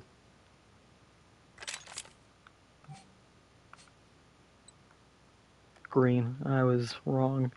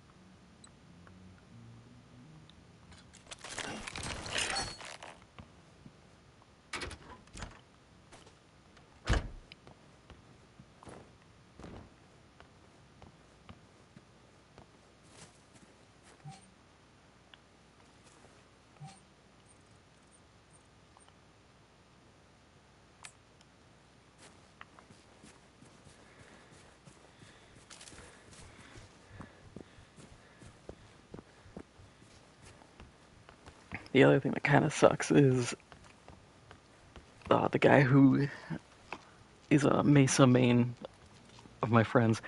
He's new, so when we're trying to do stuff, we're like, "Oh, we can run stuff on Lua." And we're like, "Do you have the moon unlocked?" He's just sitting there like, "No, I don't have that quest line done yet." We're like, "Okay, can we go here?"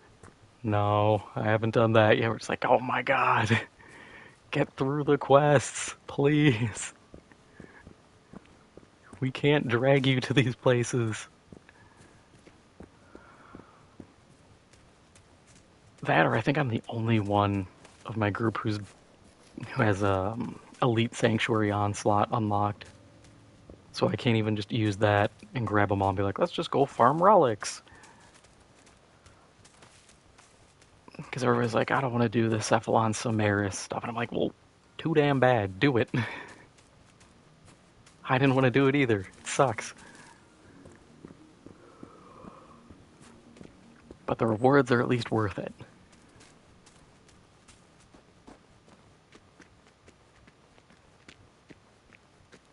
Oh, we're back at the party. The landmine and hand grenade party.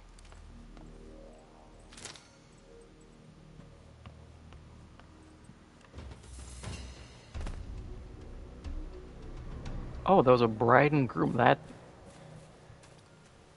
Okay.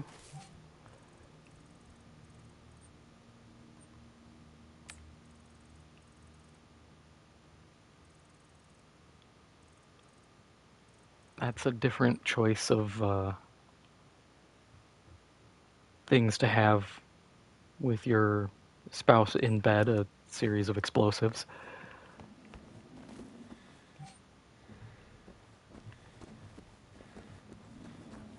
Once again, maybe that was a thing back in Sweden in the 80s.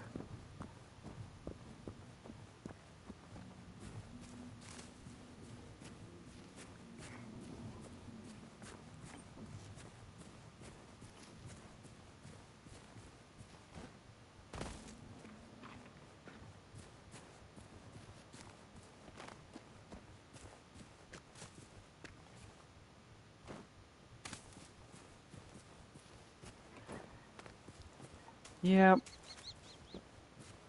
Warframe is like one of the few games I actually really understand when the devs are like, hey, we're doing another new player experience update. Because otherwise, there's so much, if you really look at it, when things kind of trickle in over the years, it doesn't feel like you have a lot of content. But if you're jumping in fresh, it's like, yeah, there's so many quests, and there's so many locations. It can get very overwhelming. Especially when, like, due to people being in different parts of the story, we had 3 different variations of the Stalker attack. We had, like, base version, the War Within version, and then I have the Protector Stalker attack. And everybody's just like, what is going on? I'm like, it's a different version, you get them later.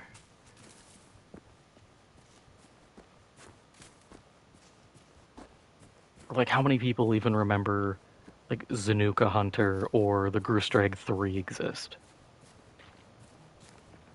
Which is also a really big bummer, because I remember just desperately trying to farm the Grustreg 3 to get the Brak back when that was like a top tier gun, and Zanuka for the Detron. And now there's the Kuva Brak, and I think there's a Sisters of Parvos version. Yeah, there is one of the Detron. So now those weapons I busted ass for are just like garbage. But that's the inevitable progression. Can't be too mad.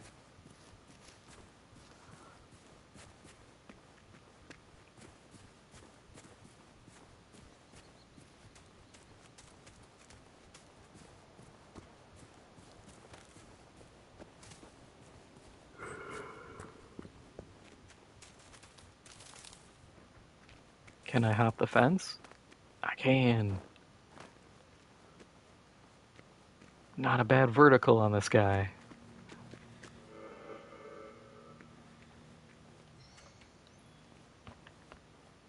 Is this fully... Wow.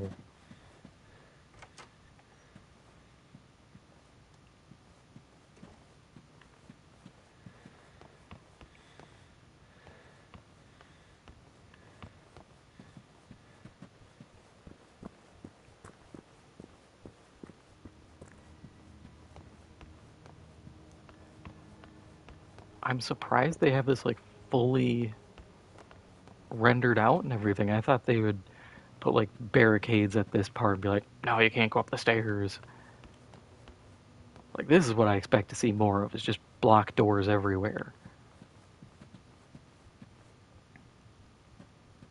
But no, they actually have a. I mean, who knows if the key actually exists, but still not bad. Also, I appreciate that this feels realistic. You actually have an emergency staircase, which feels like a very minor thing, but I like the detail.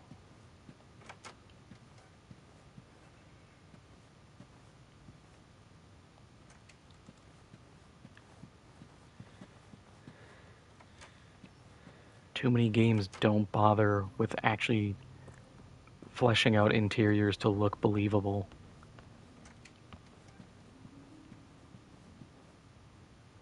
Also, I realize this is the carpet from The Shining, from the hotel.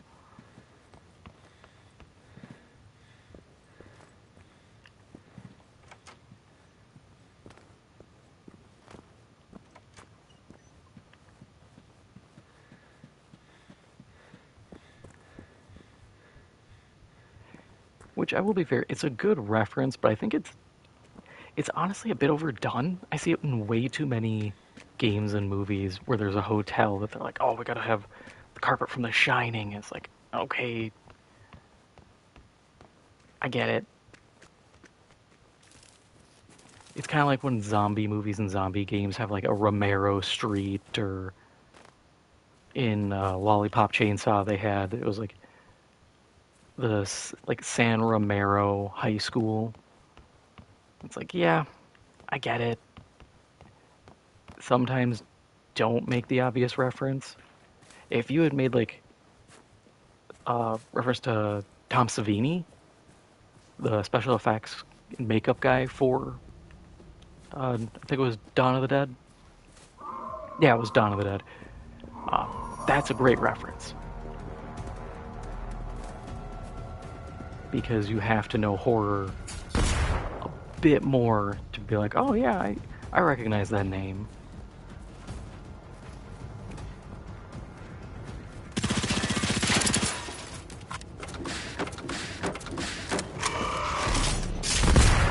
Ouch. Also, wow, he just like almost 100 to 0'd me. That hurt.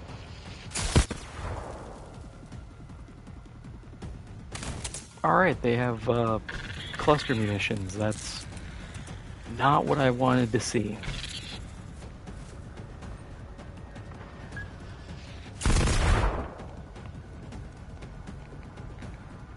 Hello, welcome to my bar.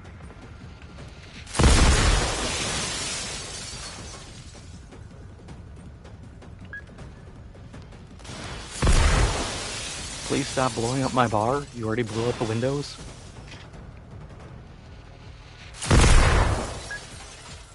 Stop that. Get some help.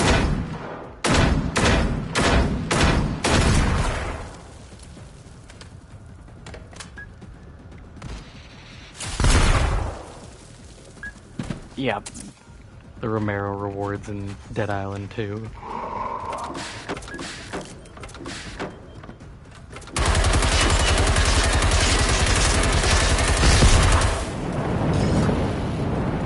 Oh, flamethrower, right, I forget you have like 6 attacks. How silly of me.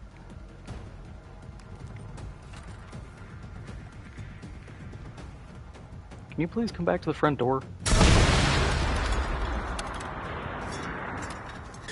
Okay, just ate a recoilless round.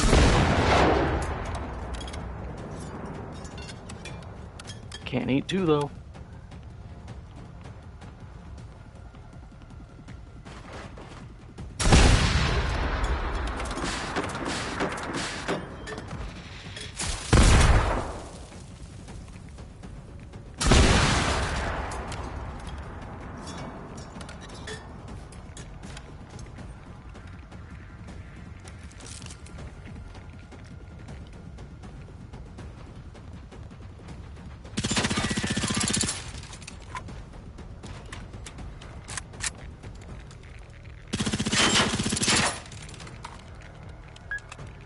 This thing needs a bigger magazine. 20 rounds is just suffering.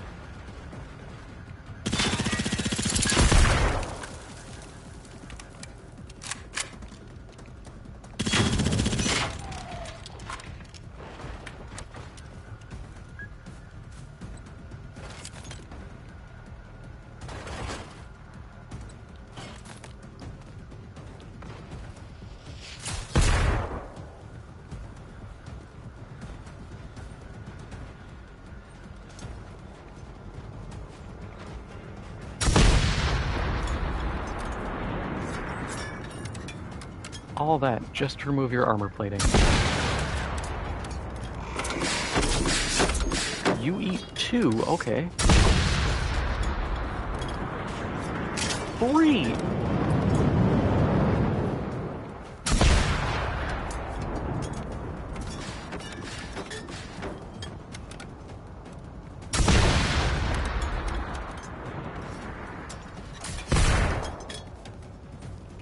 Didn't know I was fighting robotic Superman.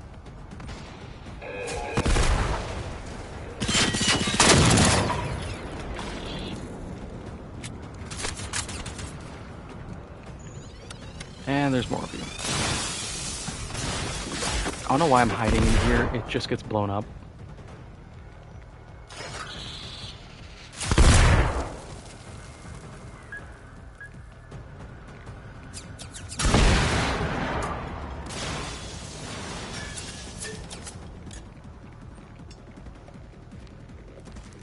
At this point, I think it's just more of a comfort thing of I will just get to cover and maybe not die.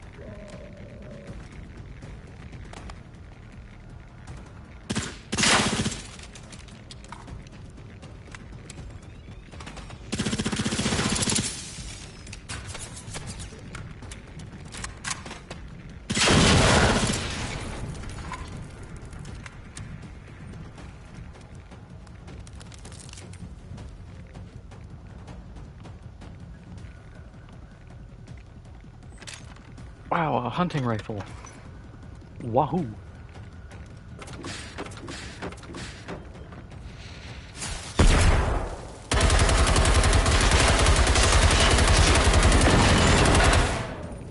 Why are you electrocuting me?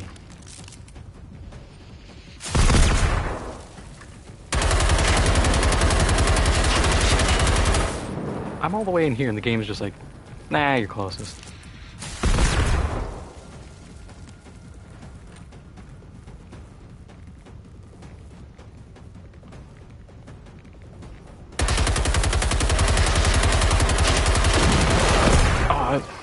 Just thinking about like horror movies and stuff. I got bored, so I rewatched Constantine. God, that's a good movie. Peter Stormare does an amazing job as Lucifer.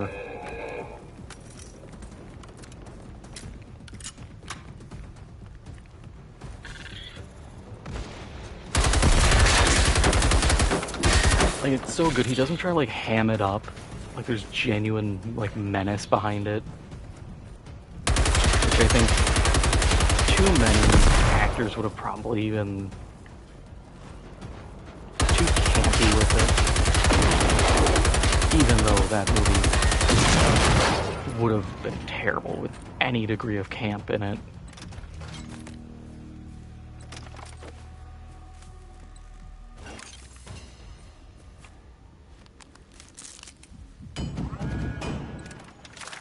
Like, the fact that everybody played as straight as they did, I thought was great. While it isn't, accurate to comic book Constantine, I see it as like a good Americanized version. And I just love the idea of, like, heaven and hell having their own rules on Earth, and it's all this kind of game of proxies doing things against each other.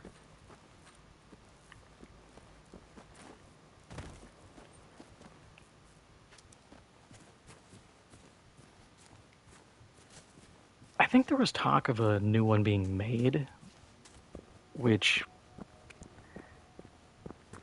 I don't know how I feel about it. On one hand, it'd be cool, but on the other, I think it's a good self-contained story. It doesn't need to expand further. I don't want it to branch into some potential Justice League Dark kind of setup or anything. Sometimes comic book movies just need to be comic book movies and not this cog in a grander machine.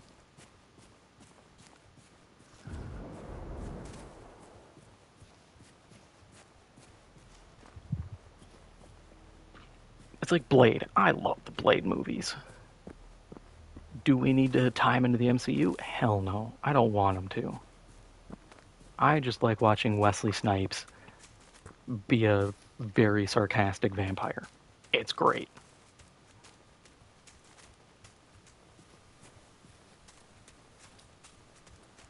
What I would like is a third Hellboy movie by Guillermo del Toro. I do think people hype up Del Toro a little too much, but he has enough good movies, and I'm like, yeah, he deserves the hype.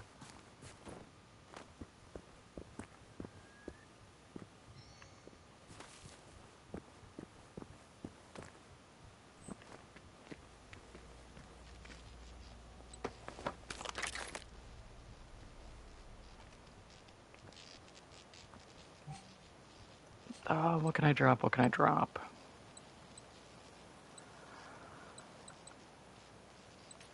Sure, I don't need that fuel cell. Why is it £1? I don't know.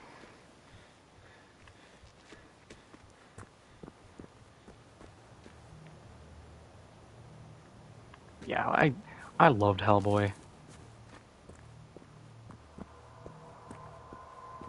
Like, those movies got me into reading the comics, and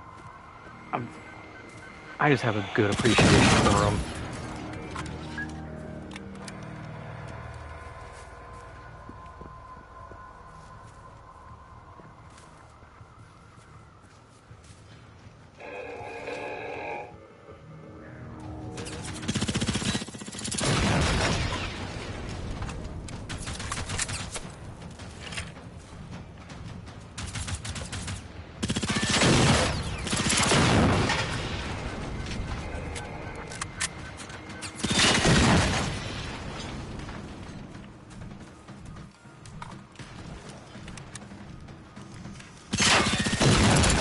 I guess the upside of this gun is the hip fire is crazy.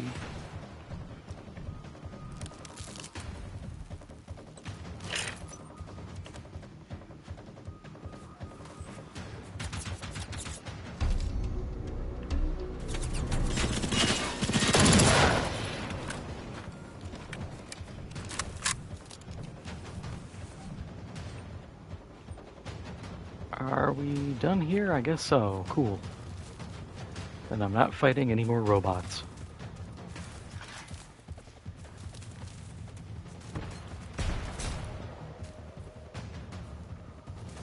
Yeah, I'm trying to think, like, outside of Hellboy, what would I get if I was gonna pick up comics?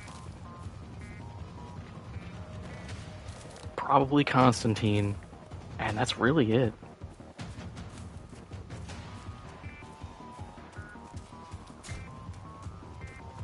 The nice part, though... Oh, Spawn. Yeah, I would get Spawn. I forgot. I was just trying to think, I'm like, usually it's the darker characters. And I was like, who has some of the darkest storylines I can think of? And I was like, oh yeah, Spawn does.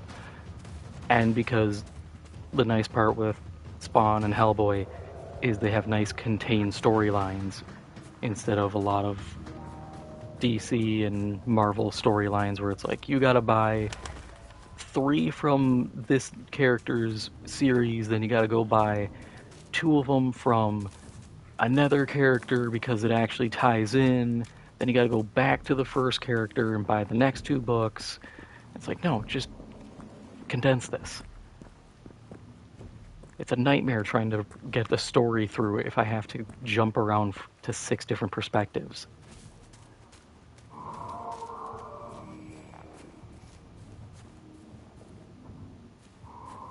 Oh, probably also maybe like Deceased, the zombie apocalypse storyline for DC Comics, because that one's pretty good.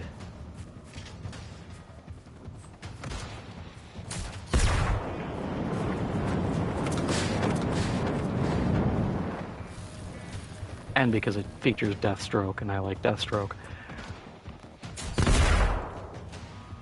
But yeah, that would be it.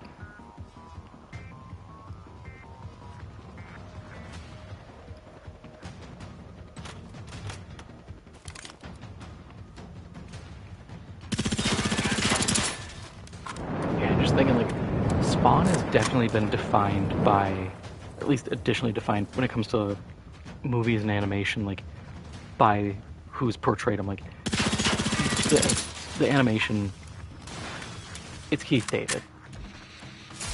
He has the perfect voice for it, and it also helps. He plays the Arbiter in Halo, so it's like, yeah, it's my favorite voice actor. And then in the movie it was, I think, Michael Jai White, who was also fantastic. I believe he also played Black Dynamite, which was a great parody.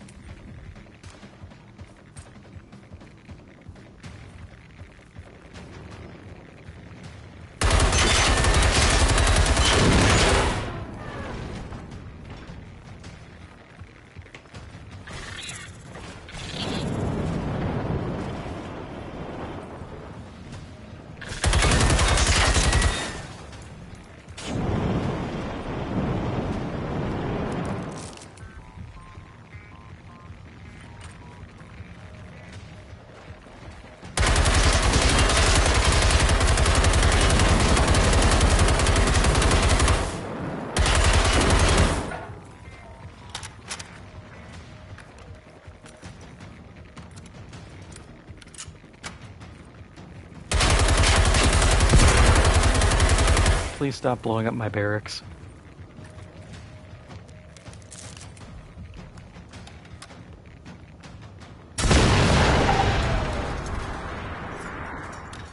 I understand I'm kind of cheating by using cover, but I still get zapped in the balls every time I shoot this thing. So it balances out, I swear.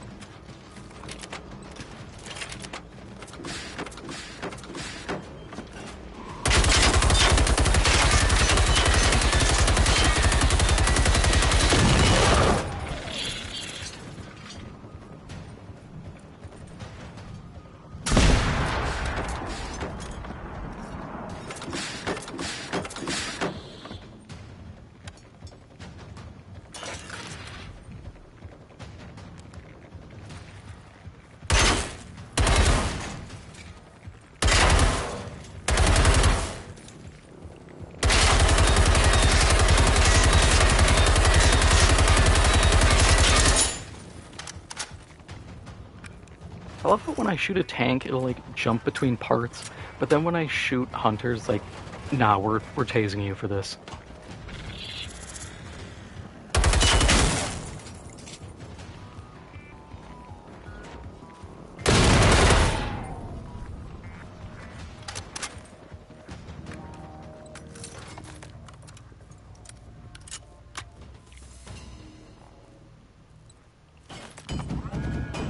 With how many times this guy gets shocked from this gun, I feel like after like an hour of using it, half his face is going to be droopy and he's going to walk with a limp.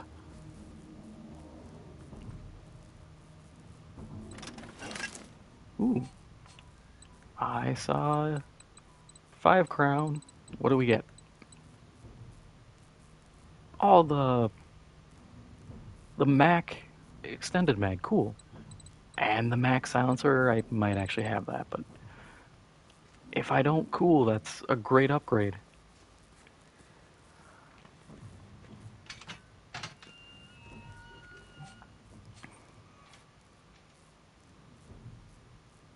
I'd like to think there's a safe house here, but I don't think so.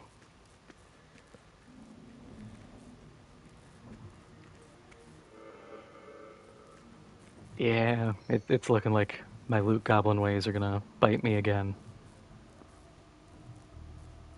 This is why I'm terrible at extraction shooters, too.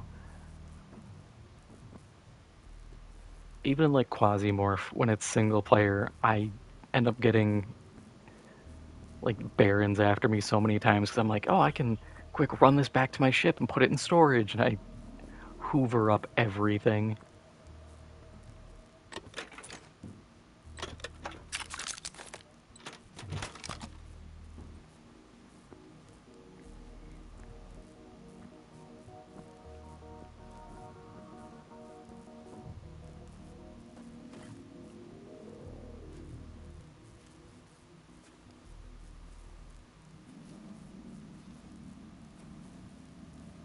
Yeah, I'm leaving with all the loot. I came here, I spent time and resources, I'm getting everything possible.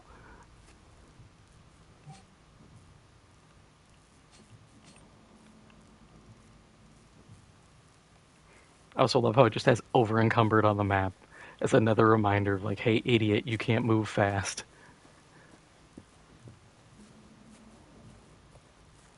Yeah, I thought that was going to be like a...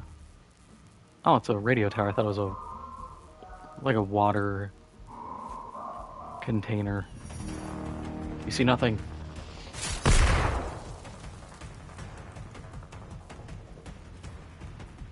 Please, you see nothing. I'm just a snail.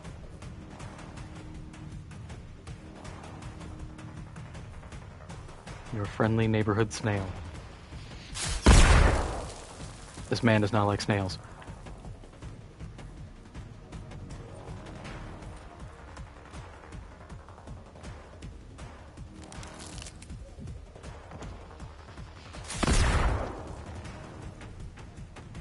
I was going through medieval art because I got bored. They really loved snails back in medieval times. There's just tons of pictures, and she's like, yeah, here's a dude riding a snail. It's like, why'd you draw that? Or I saw one of a guy pinned down by two like hares, and one's clubbing him with a stick, and the other one's like cutting his skin off. And I was like, who had a bad day and was just like, yeah, I gotta draw this. And coincidentally, all the weird ones like that were from France. I'm like, dude, what was going on in France in like the 15th century? You get some adorable ones, like there was a bat where it was just like all wing and then a little bat head. And I'm like, oh, that looks adorable. But then it's just more like hares being aggressive.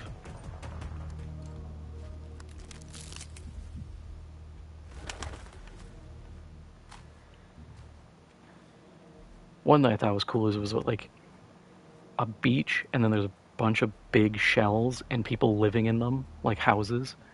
And I was like, man, you know they shelled out big for that property.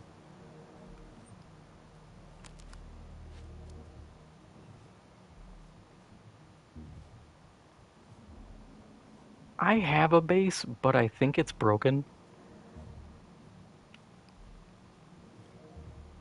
Because I used to, because I have it way over here. I used to be able to activate a defense and use the drill, and now it doesn't. So I'm thinking I might have to disassemble it, abandon this, and move just to see if it unbreaks it. Because I know I need a chemical lab, I know I need a furnace, and then I need a drill. I might put the drill here. But yeah, I used to be able to call in defenses and do those. And now none of that works anymore, and I'm just like, this kind of sucks, because now all this is kind of dead. Because I have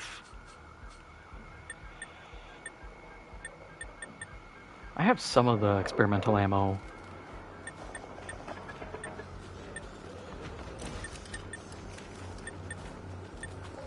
Like the corrosive and stuff.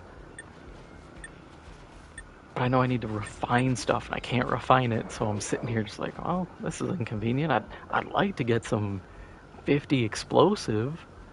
I feel like that could help me a good amount.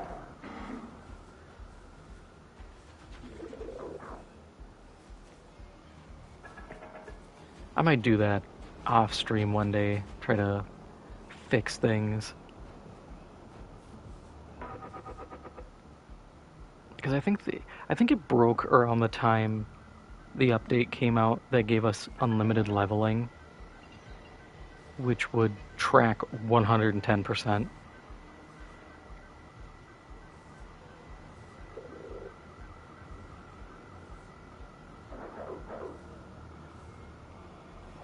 I mean, I can hunt rivals more. I can't hunt the Reaper. As much as every time I'm like, I'm gonna do it again. And then I spend way too much of my resources and my time just getting my ass beat. I'm going backwards. I need to go... Please be a safe house, otherwise I have to keep moving. Alright, you know what, we're gonna drop things, because I know I can...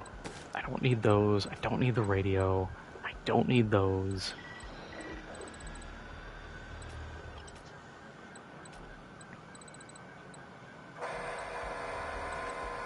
Is there anything else I can get rid of? Are those just OPV? I can drop them.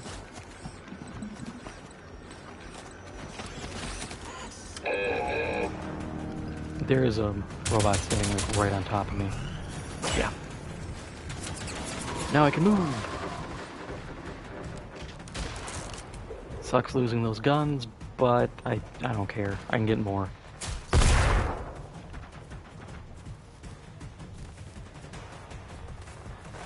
I need to make more medkits anyways.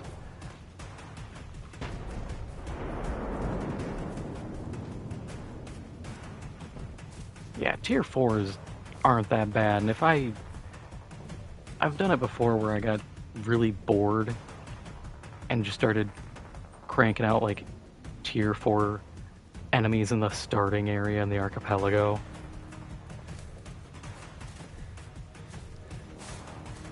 Please, let me climb the hill.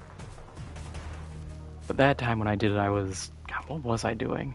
I think I was still trying to farm an experimental, and I just had no idea if it was just strictly tier related or if it was enemy type, which, come to find out, enemy type actually plays a huge difference.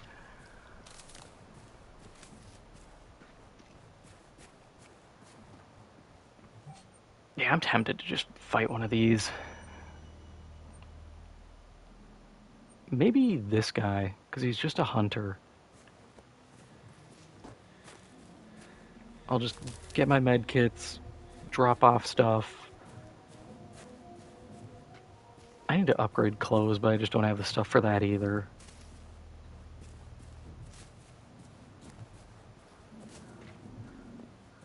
It's a shame I don't think we're going to get a Generation 02, because I think with a little bit of refining in a few areas, a sequel of this would do really well.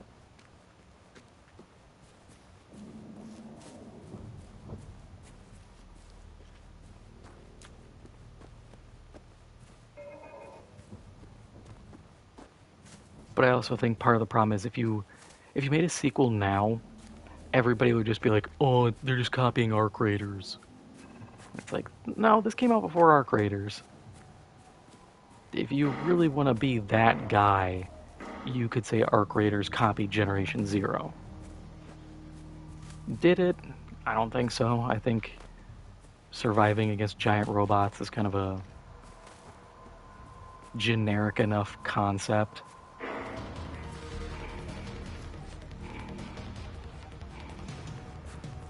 Well, considering I just ran by it, that is not a safe house.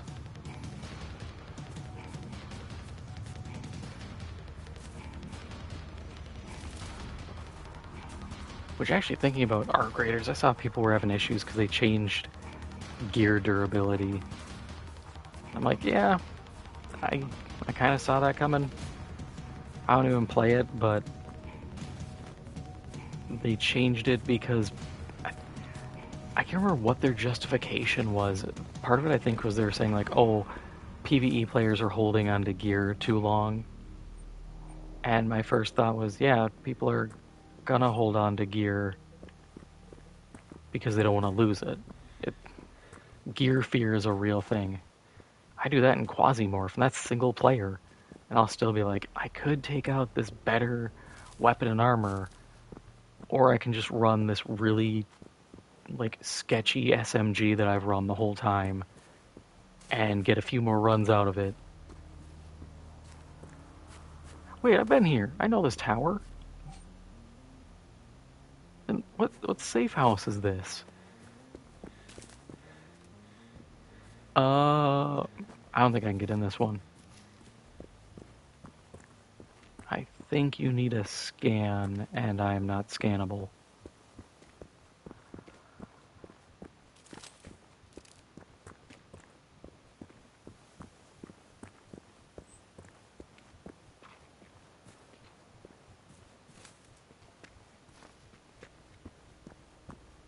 Oh, I just never tried the door.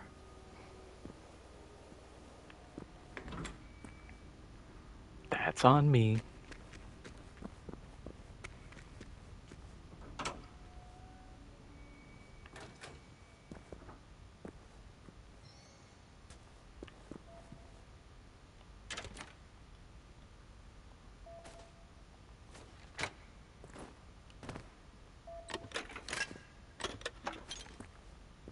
Why is it more HEDP? I have too much of it as is. Actually, we're doing good on that. Never mind.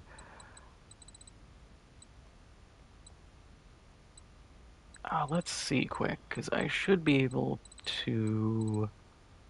No, I should be able to just pull the gun. Pull my COM-10.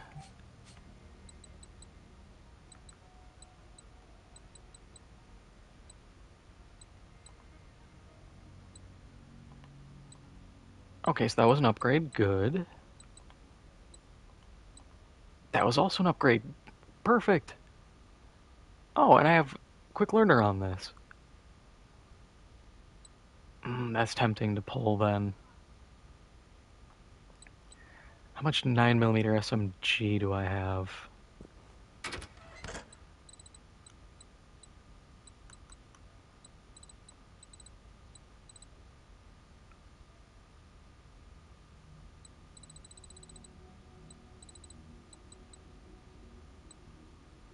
Okay, so I only have 5,000 armor piercing and an absolutely piddly 31,574 FMJ.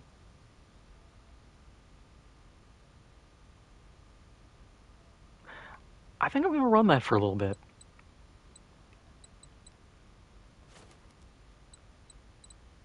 You know, just kind of thinking out loud here.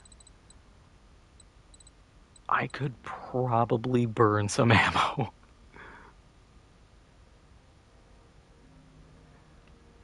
Yeah, I probably should break down like at least half of this.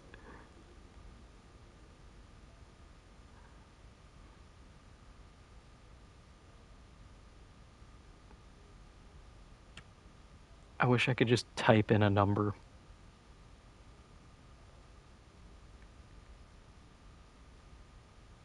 No, please, I just want like close enough, 4,000. Don't need that. And I can go dump everything in another safe house. One that actually lets me break stuff down.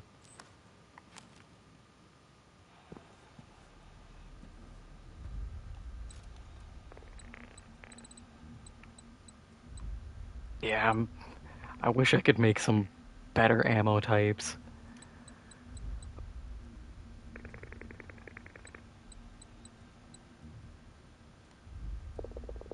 Corrosive, I think, would be interesting.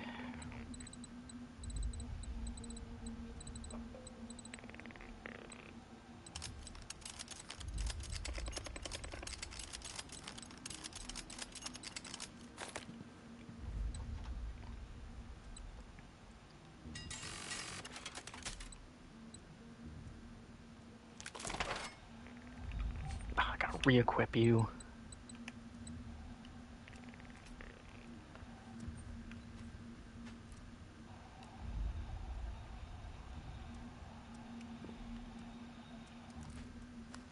Right.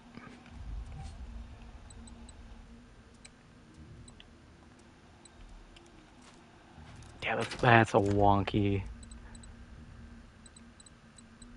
control to be like, oh, if you want to use your ammo, you have to go in and equip it manually.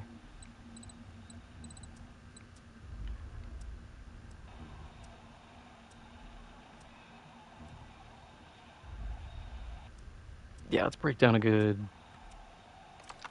15K.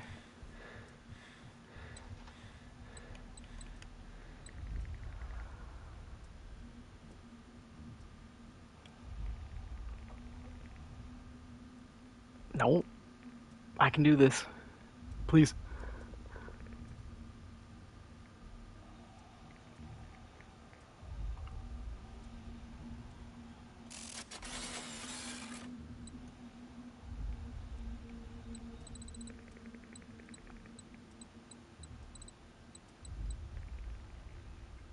Not bad.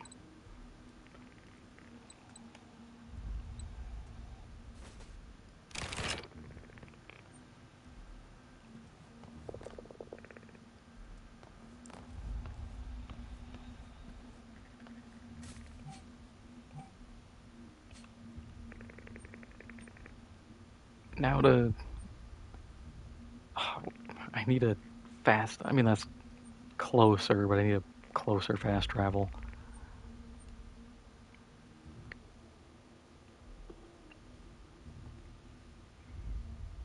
I was about to say, I wish these side quests had more to them, but I also realized I'm skipping all the readable parts that actually probably give a lot of context.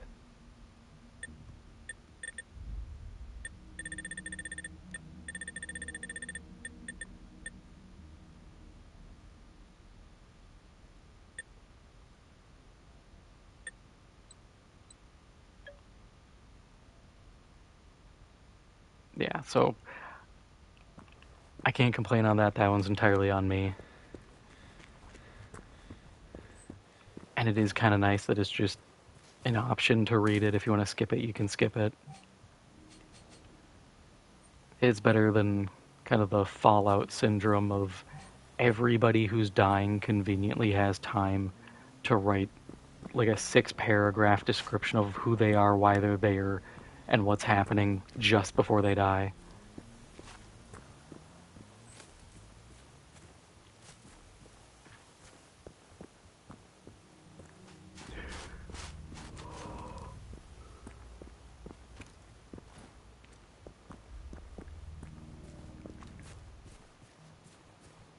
Yeah, half of them can't read or write, but they manage to somehow do it.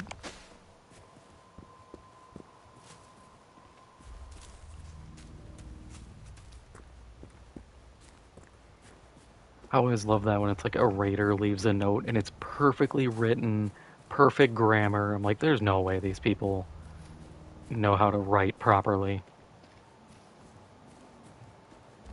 If they know how to use an Oxford comma, I will eat my slippers.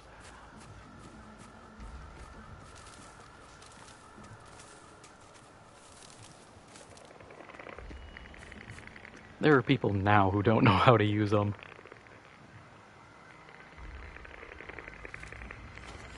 Oh, I gotta like... Oh god, a weird... high sensitivity... Can I... Oh, okay.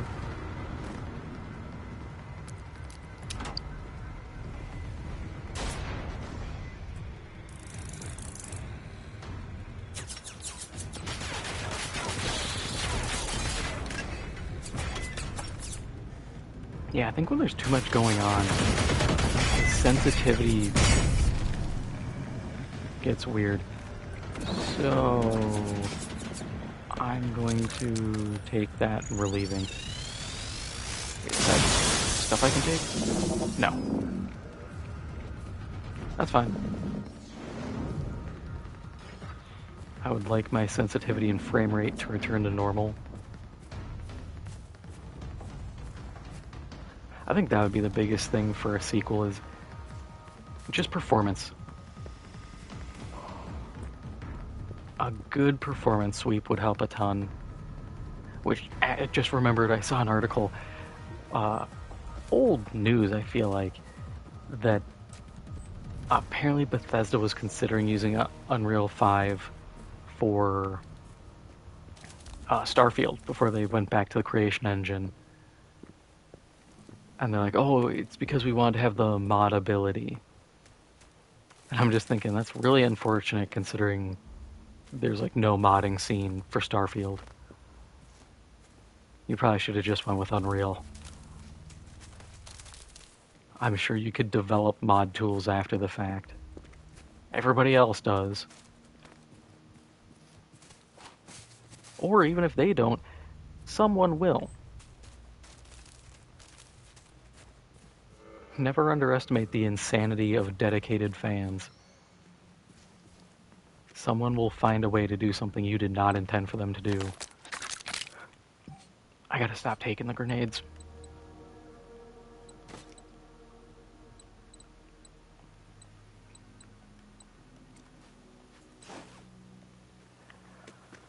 Every time. It doesn't help every person is conveniently carrying just a pocket full of explosives.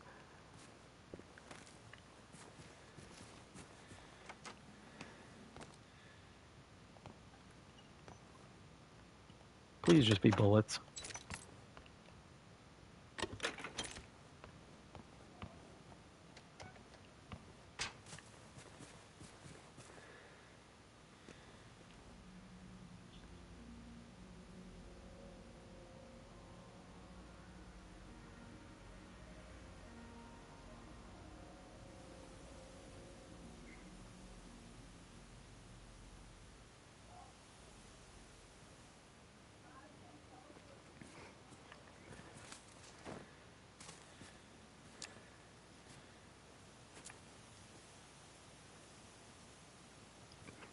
Yeah, like the engine changed when to fix the development cycle. It would have. I honestly think it would have made Starfield worse. Just because you have a bunch of devs who are probably just used to the Creation Engine, and now you're trying to hand them something new.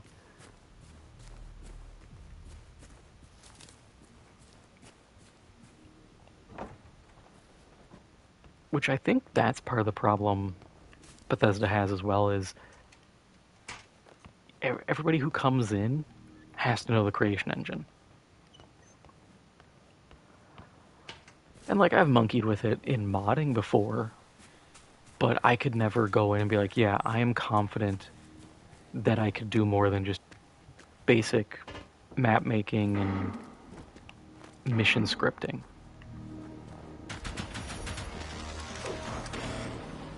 I feel like if I tried to go any further, I would be like, I'm clueless. Which, you know, back in the day, they had kind of bootstrapping through that.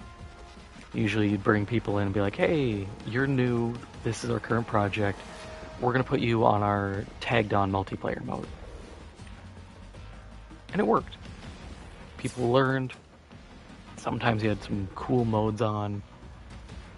This is a safe house. Good to know. But then, you know, you'd have people learn. And now it's like, nope, you just gotta come in and you're either all using Unreal because it's no cost to train people and you don't have to pay for making an engine, or you have the companies that still do that and they have issues. Look at BioWare, look at honestly everybody under EA. The Frostbite engine being adopted by everybody was a mixed blessing.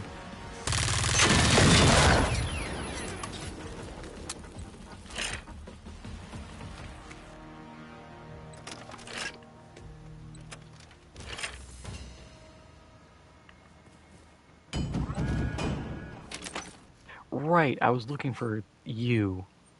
Oh. Oh, you're a team now. Okay. I really don't want to pick off one guy. I could go to the hotel. I'm probably going to die, but I can go to the hotel and fight Harvester. I like the idea.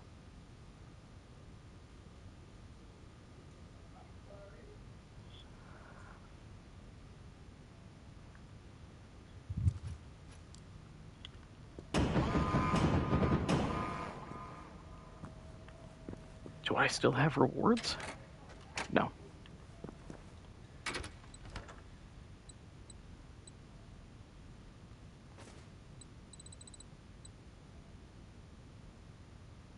Oh, I forgot to get rid of all that. That's why my weight's still screwy. I was like, man, why am I already full? Okay, we'll detour.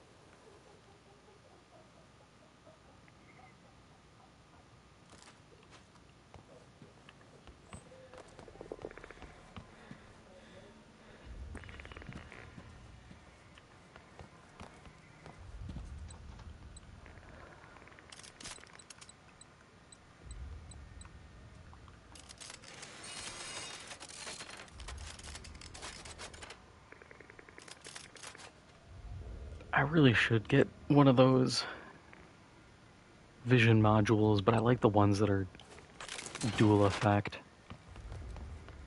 Except the X-ray. X-ray does not have the range.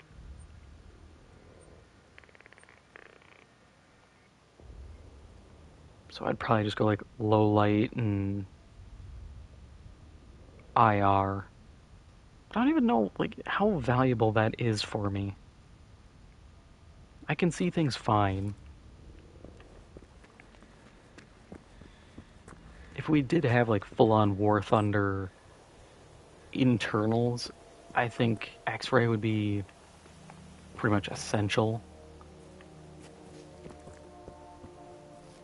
But I also feel like at a certain point you wouldn't need it anymore because you'd know the layouts.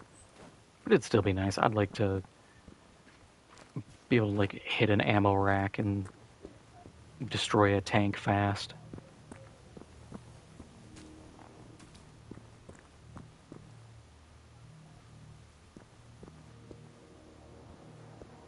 It highlights weak points? Oh. Okay, yeah, that's actually really useful.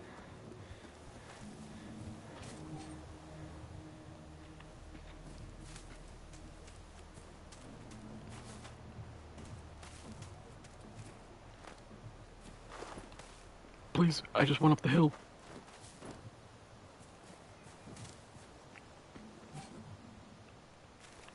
What is this?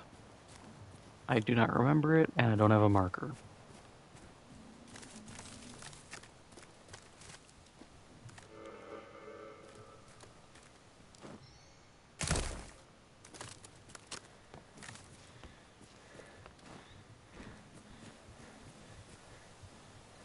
Destroyed farm.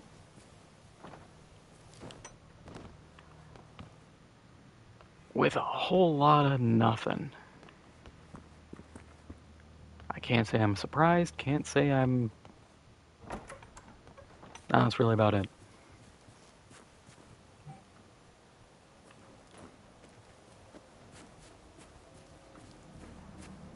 And I think it's too far out to... So I could use it as my kind of staging point.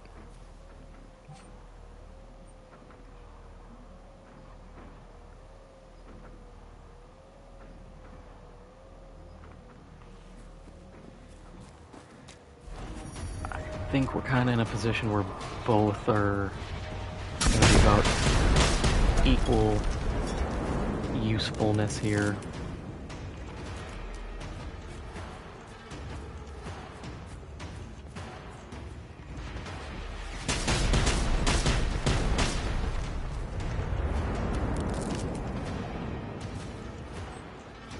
It might actually be better to use the farm, because none of this is going to be cover.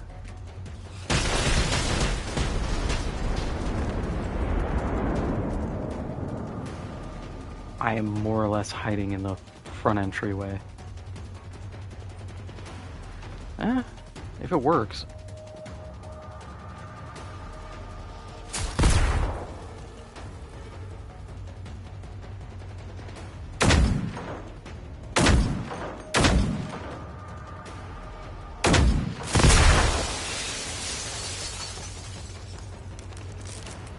We're moving further inside.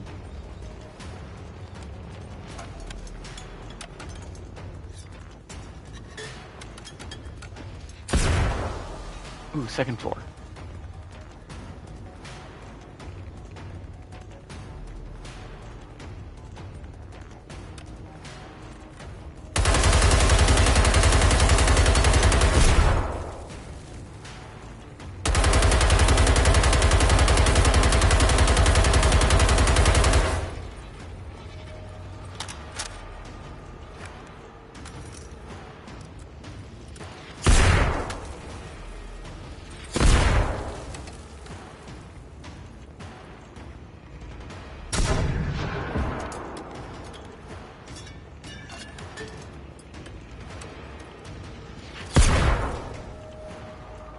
I can't make out anything. I need to just switch to the RPG.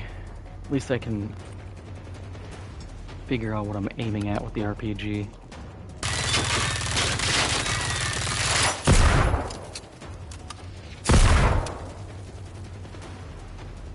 I sometimes use fireworks.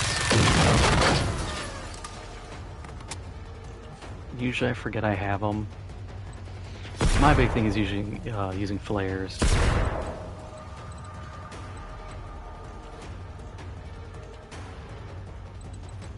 Yeah, we'll put the stickies on as well.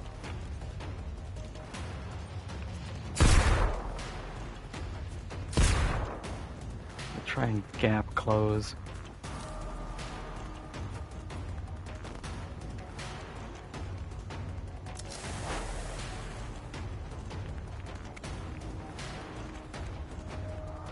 Where'd you go? Oh.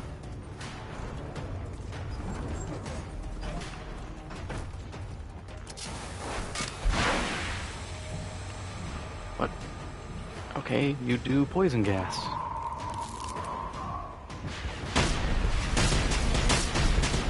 Reasonable, understandable attack.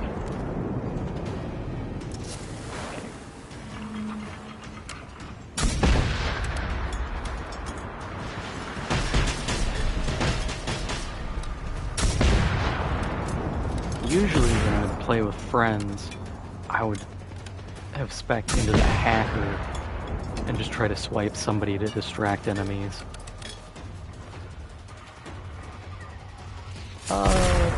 Your guns no work no more.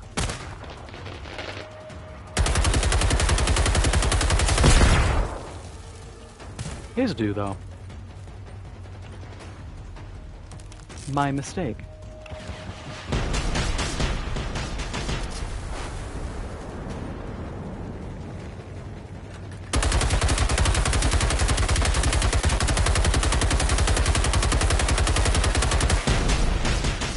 I also just realized he's tweaking. I think he's stuck on a tree.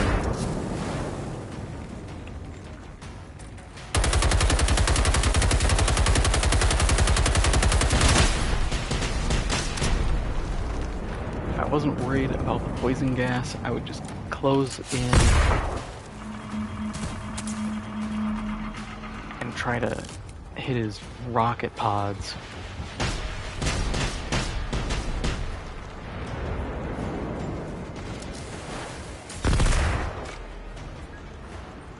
Quick, jump him. He's the enemy.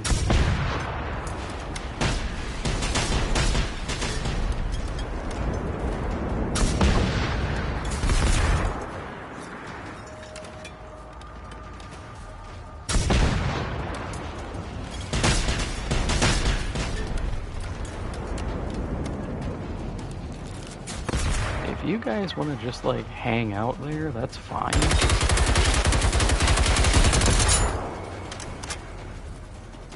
would actually really appreciate if you did that and just didn't shoot me, but sure, we'll take what we can get.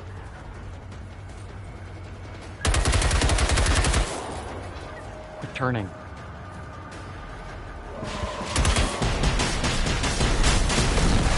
I don't know why I ran back through.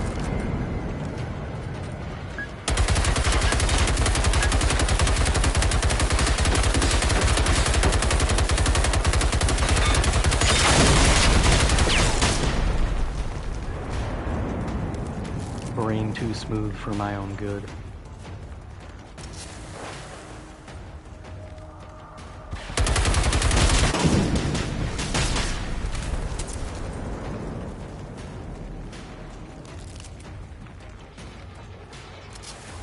Yeah, because I used to be able to get harvesters if I threw fireworks right. I think if I tagged with a sticky on the leg, I could sometimes get them to rocket, like, barrage themselves.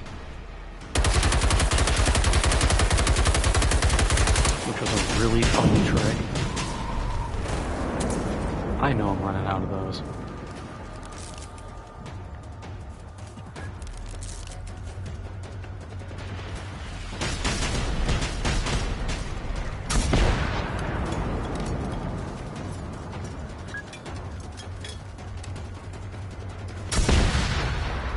Please.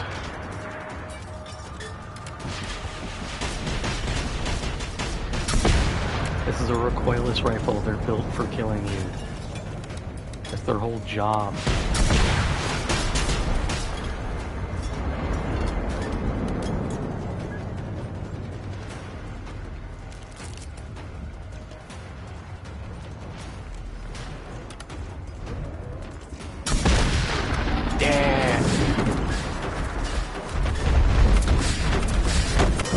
Take everything and run. We'll check it later.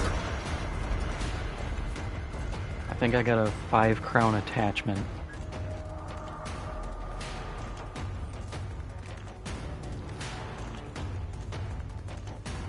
Really?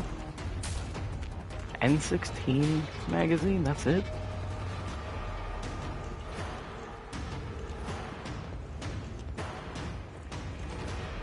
And I think that was a skin?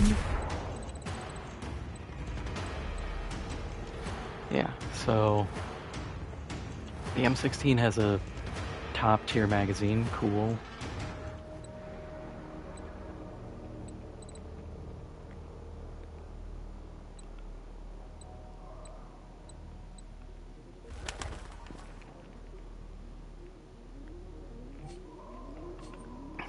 Alright, let's see if we can mess with that, what that gives us.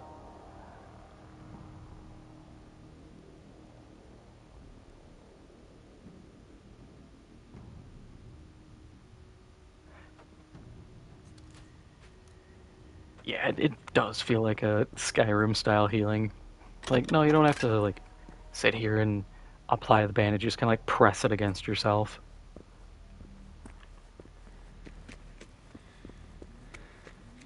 I always end up at the same camp that has nothing. Please be one with the bike rack. Because I think that skin is just a bike skin.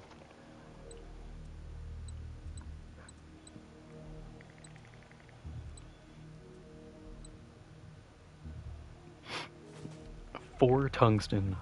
Wahoo.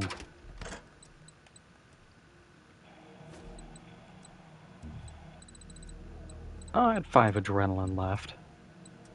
I'd rather not be sitting here banking on those. But, you know, it is what it is. Oh yeah, I can break down those.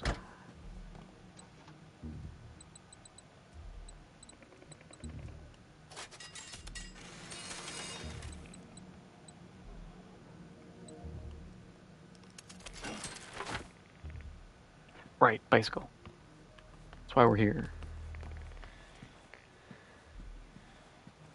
Or it's for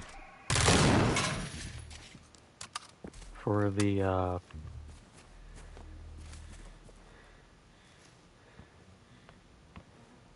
This place doesn't have it. Then I think here has it.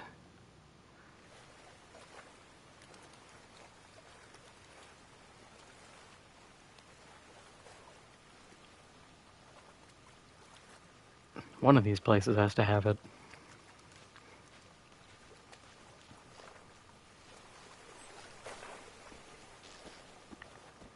There we go.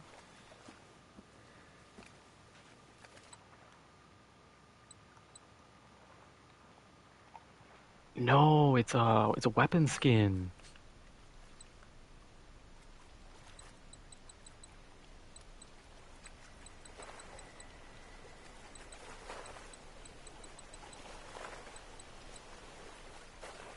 I kind of wish it told me what skin it's for.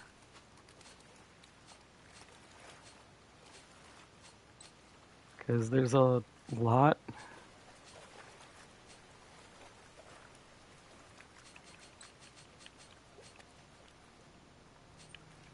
Well, it'll be something I discover later. Or I look it up. No, they're not MREs. They're like the pre-packaged little first aid kits.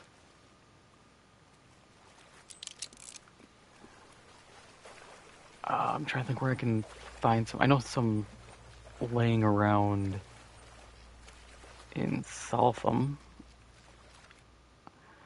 which I actually should probably loot here for med kit, like basic first aids to break down, and more fireworks.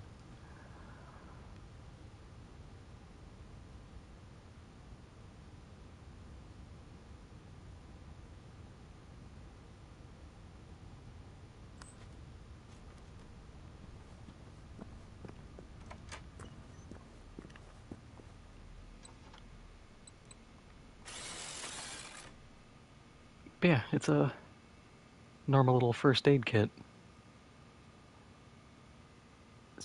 Even though it's supposed to be, I think, just like a sterilized bandage.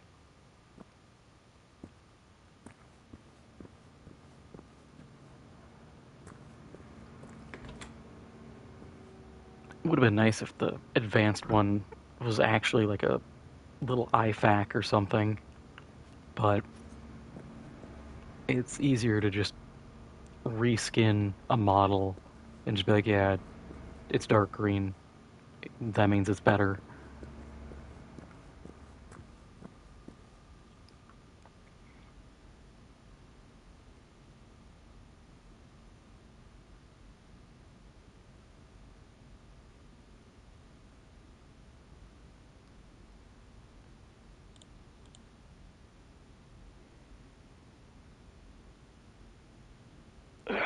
But I am actually going to call it here. This one pretty good. Made actually a ton of progress on Himfall Island. Fighting Apocalypse guys feels way easier than fighting the Reaper, which is expected. But I will be back tomorrow. More Lords of the Fallen. Saturday. Hopefully we can actually do the San Diego Park for Jurassic World Evolution and not screw it up this time. You know, it's only my 4th attempt. God, I really hope I don't screw it up again. I'm tired of restarting that. Hearing that opening dialogue, I'm just sitting here, I'm like, why? I want to, like, hit my head against my table. Just, like, get it over with, please. But that's all the plans. Then next week, I don't know, Thursday might be Generation Zero again. I might switch it up, play something different. There's always something. But I will see you guys tomorrow.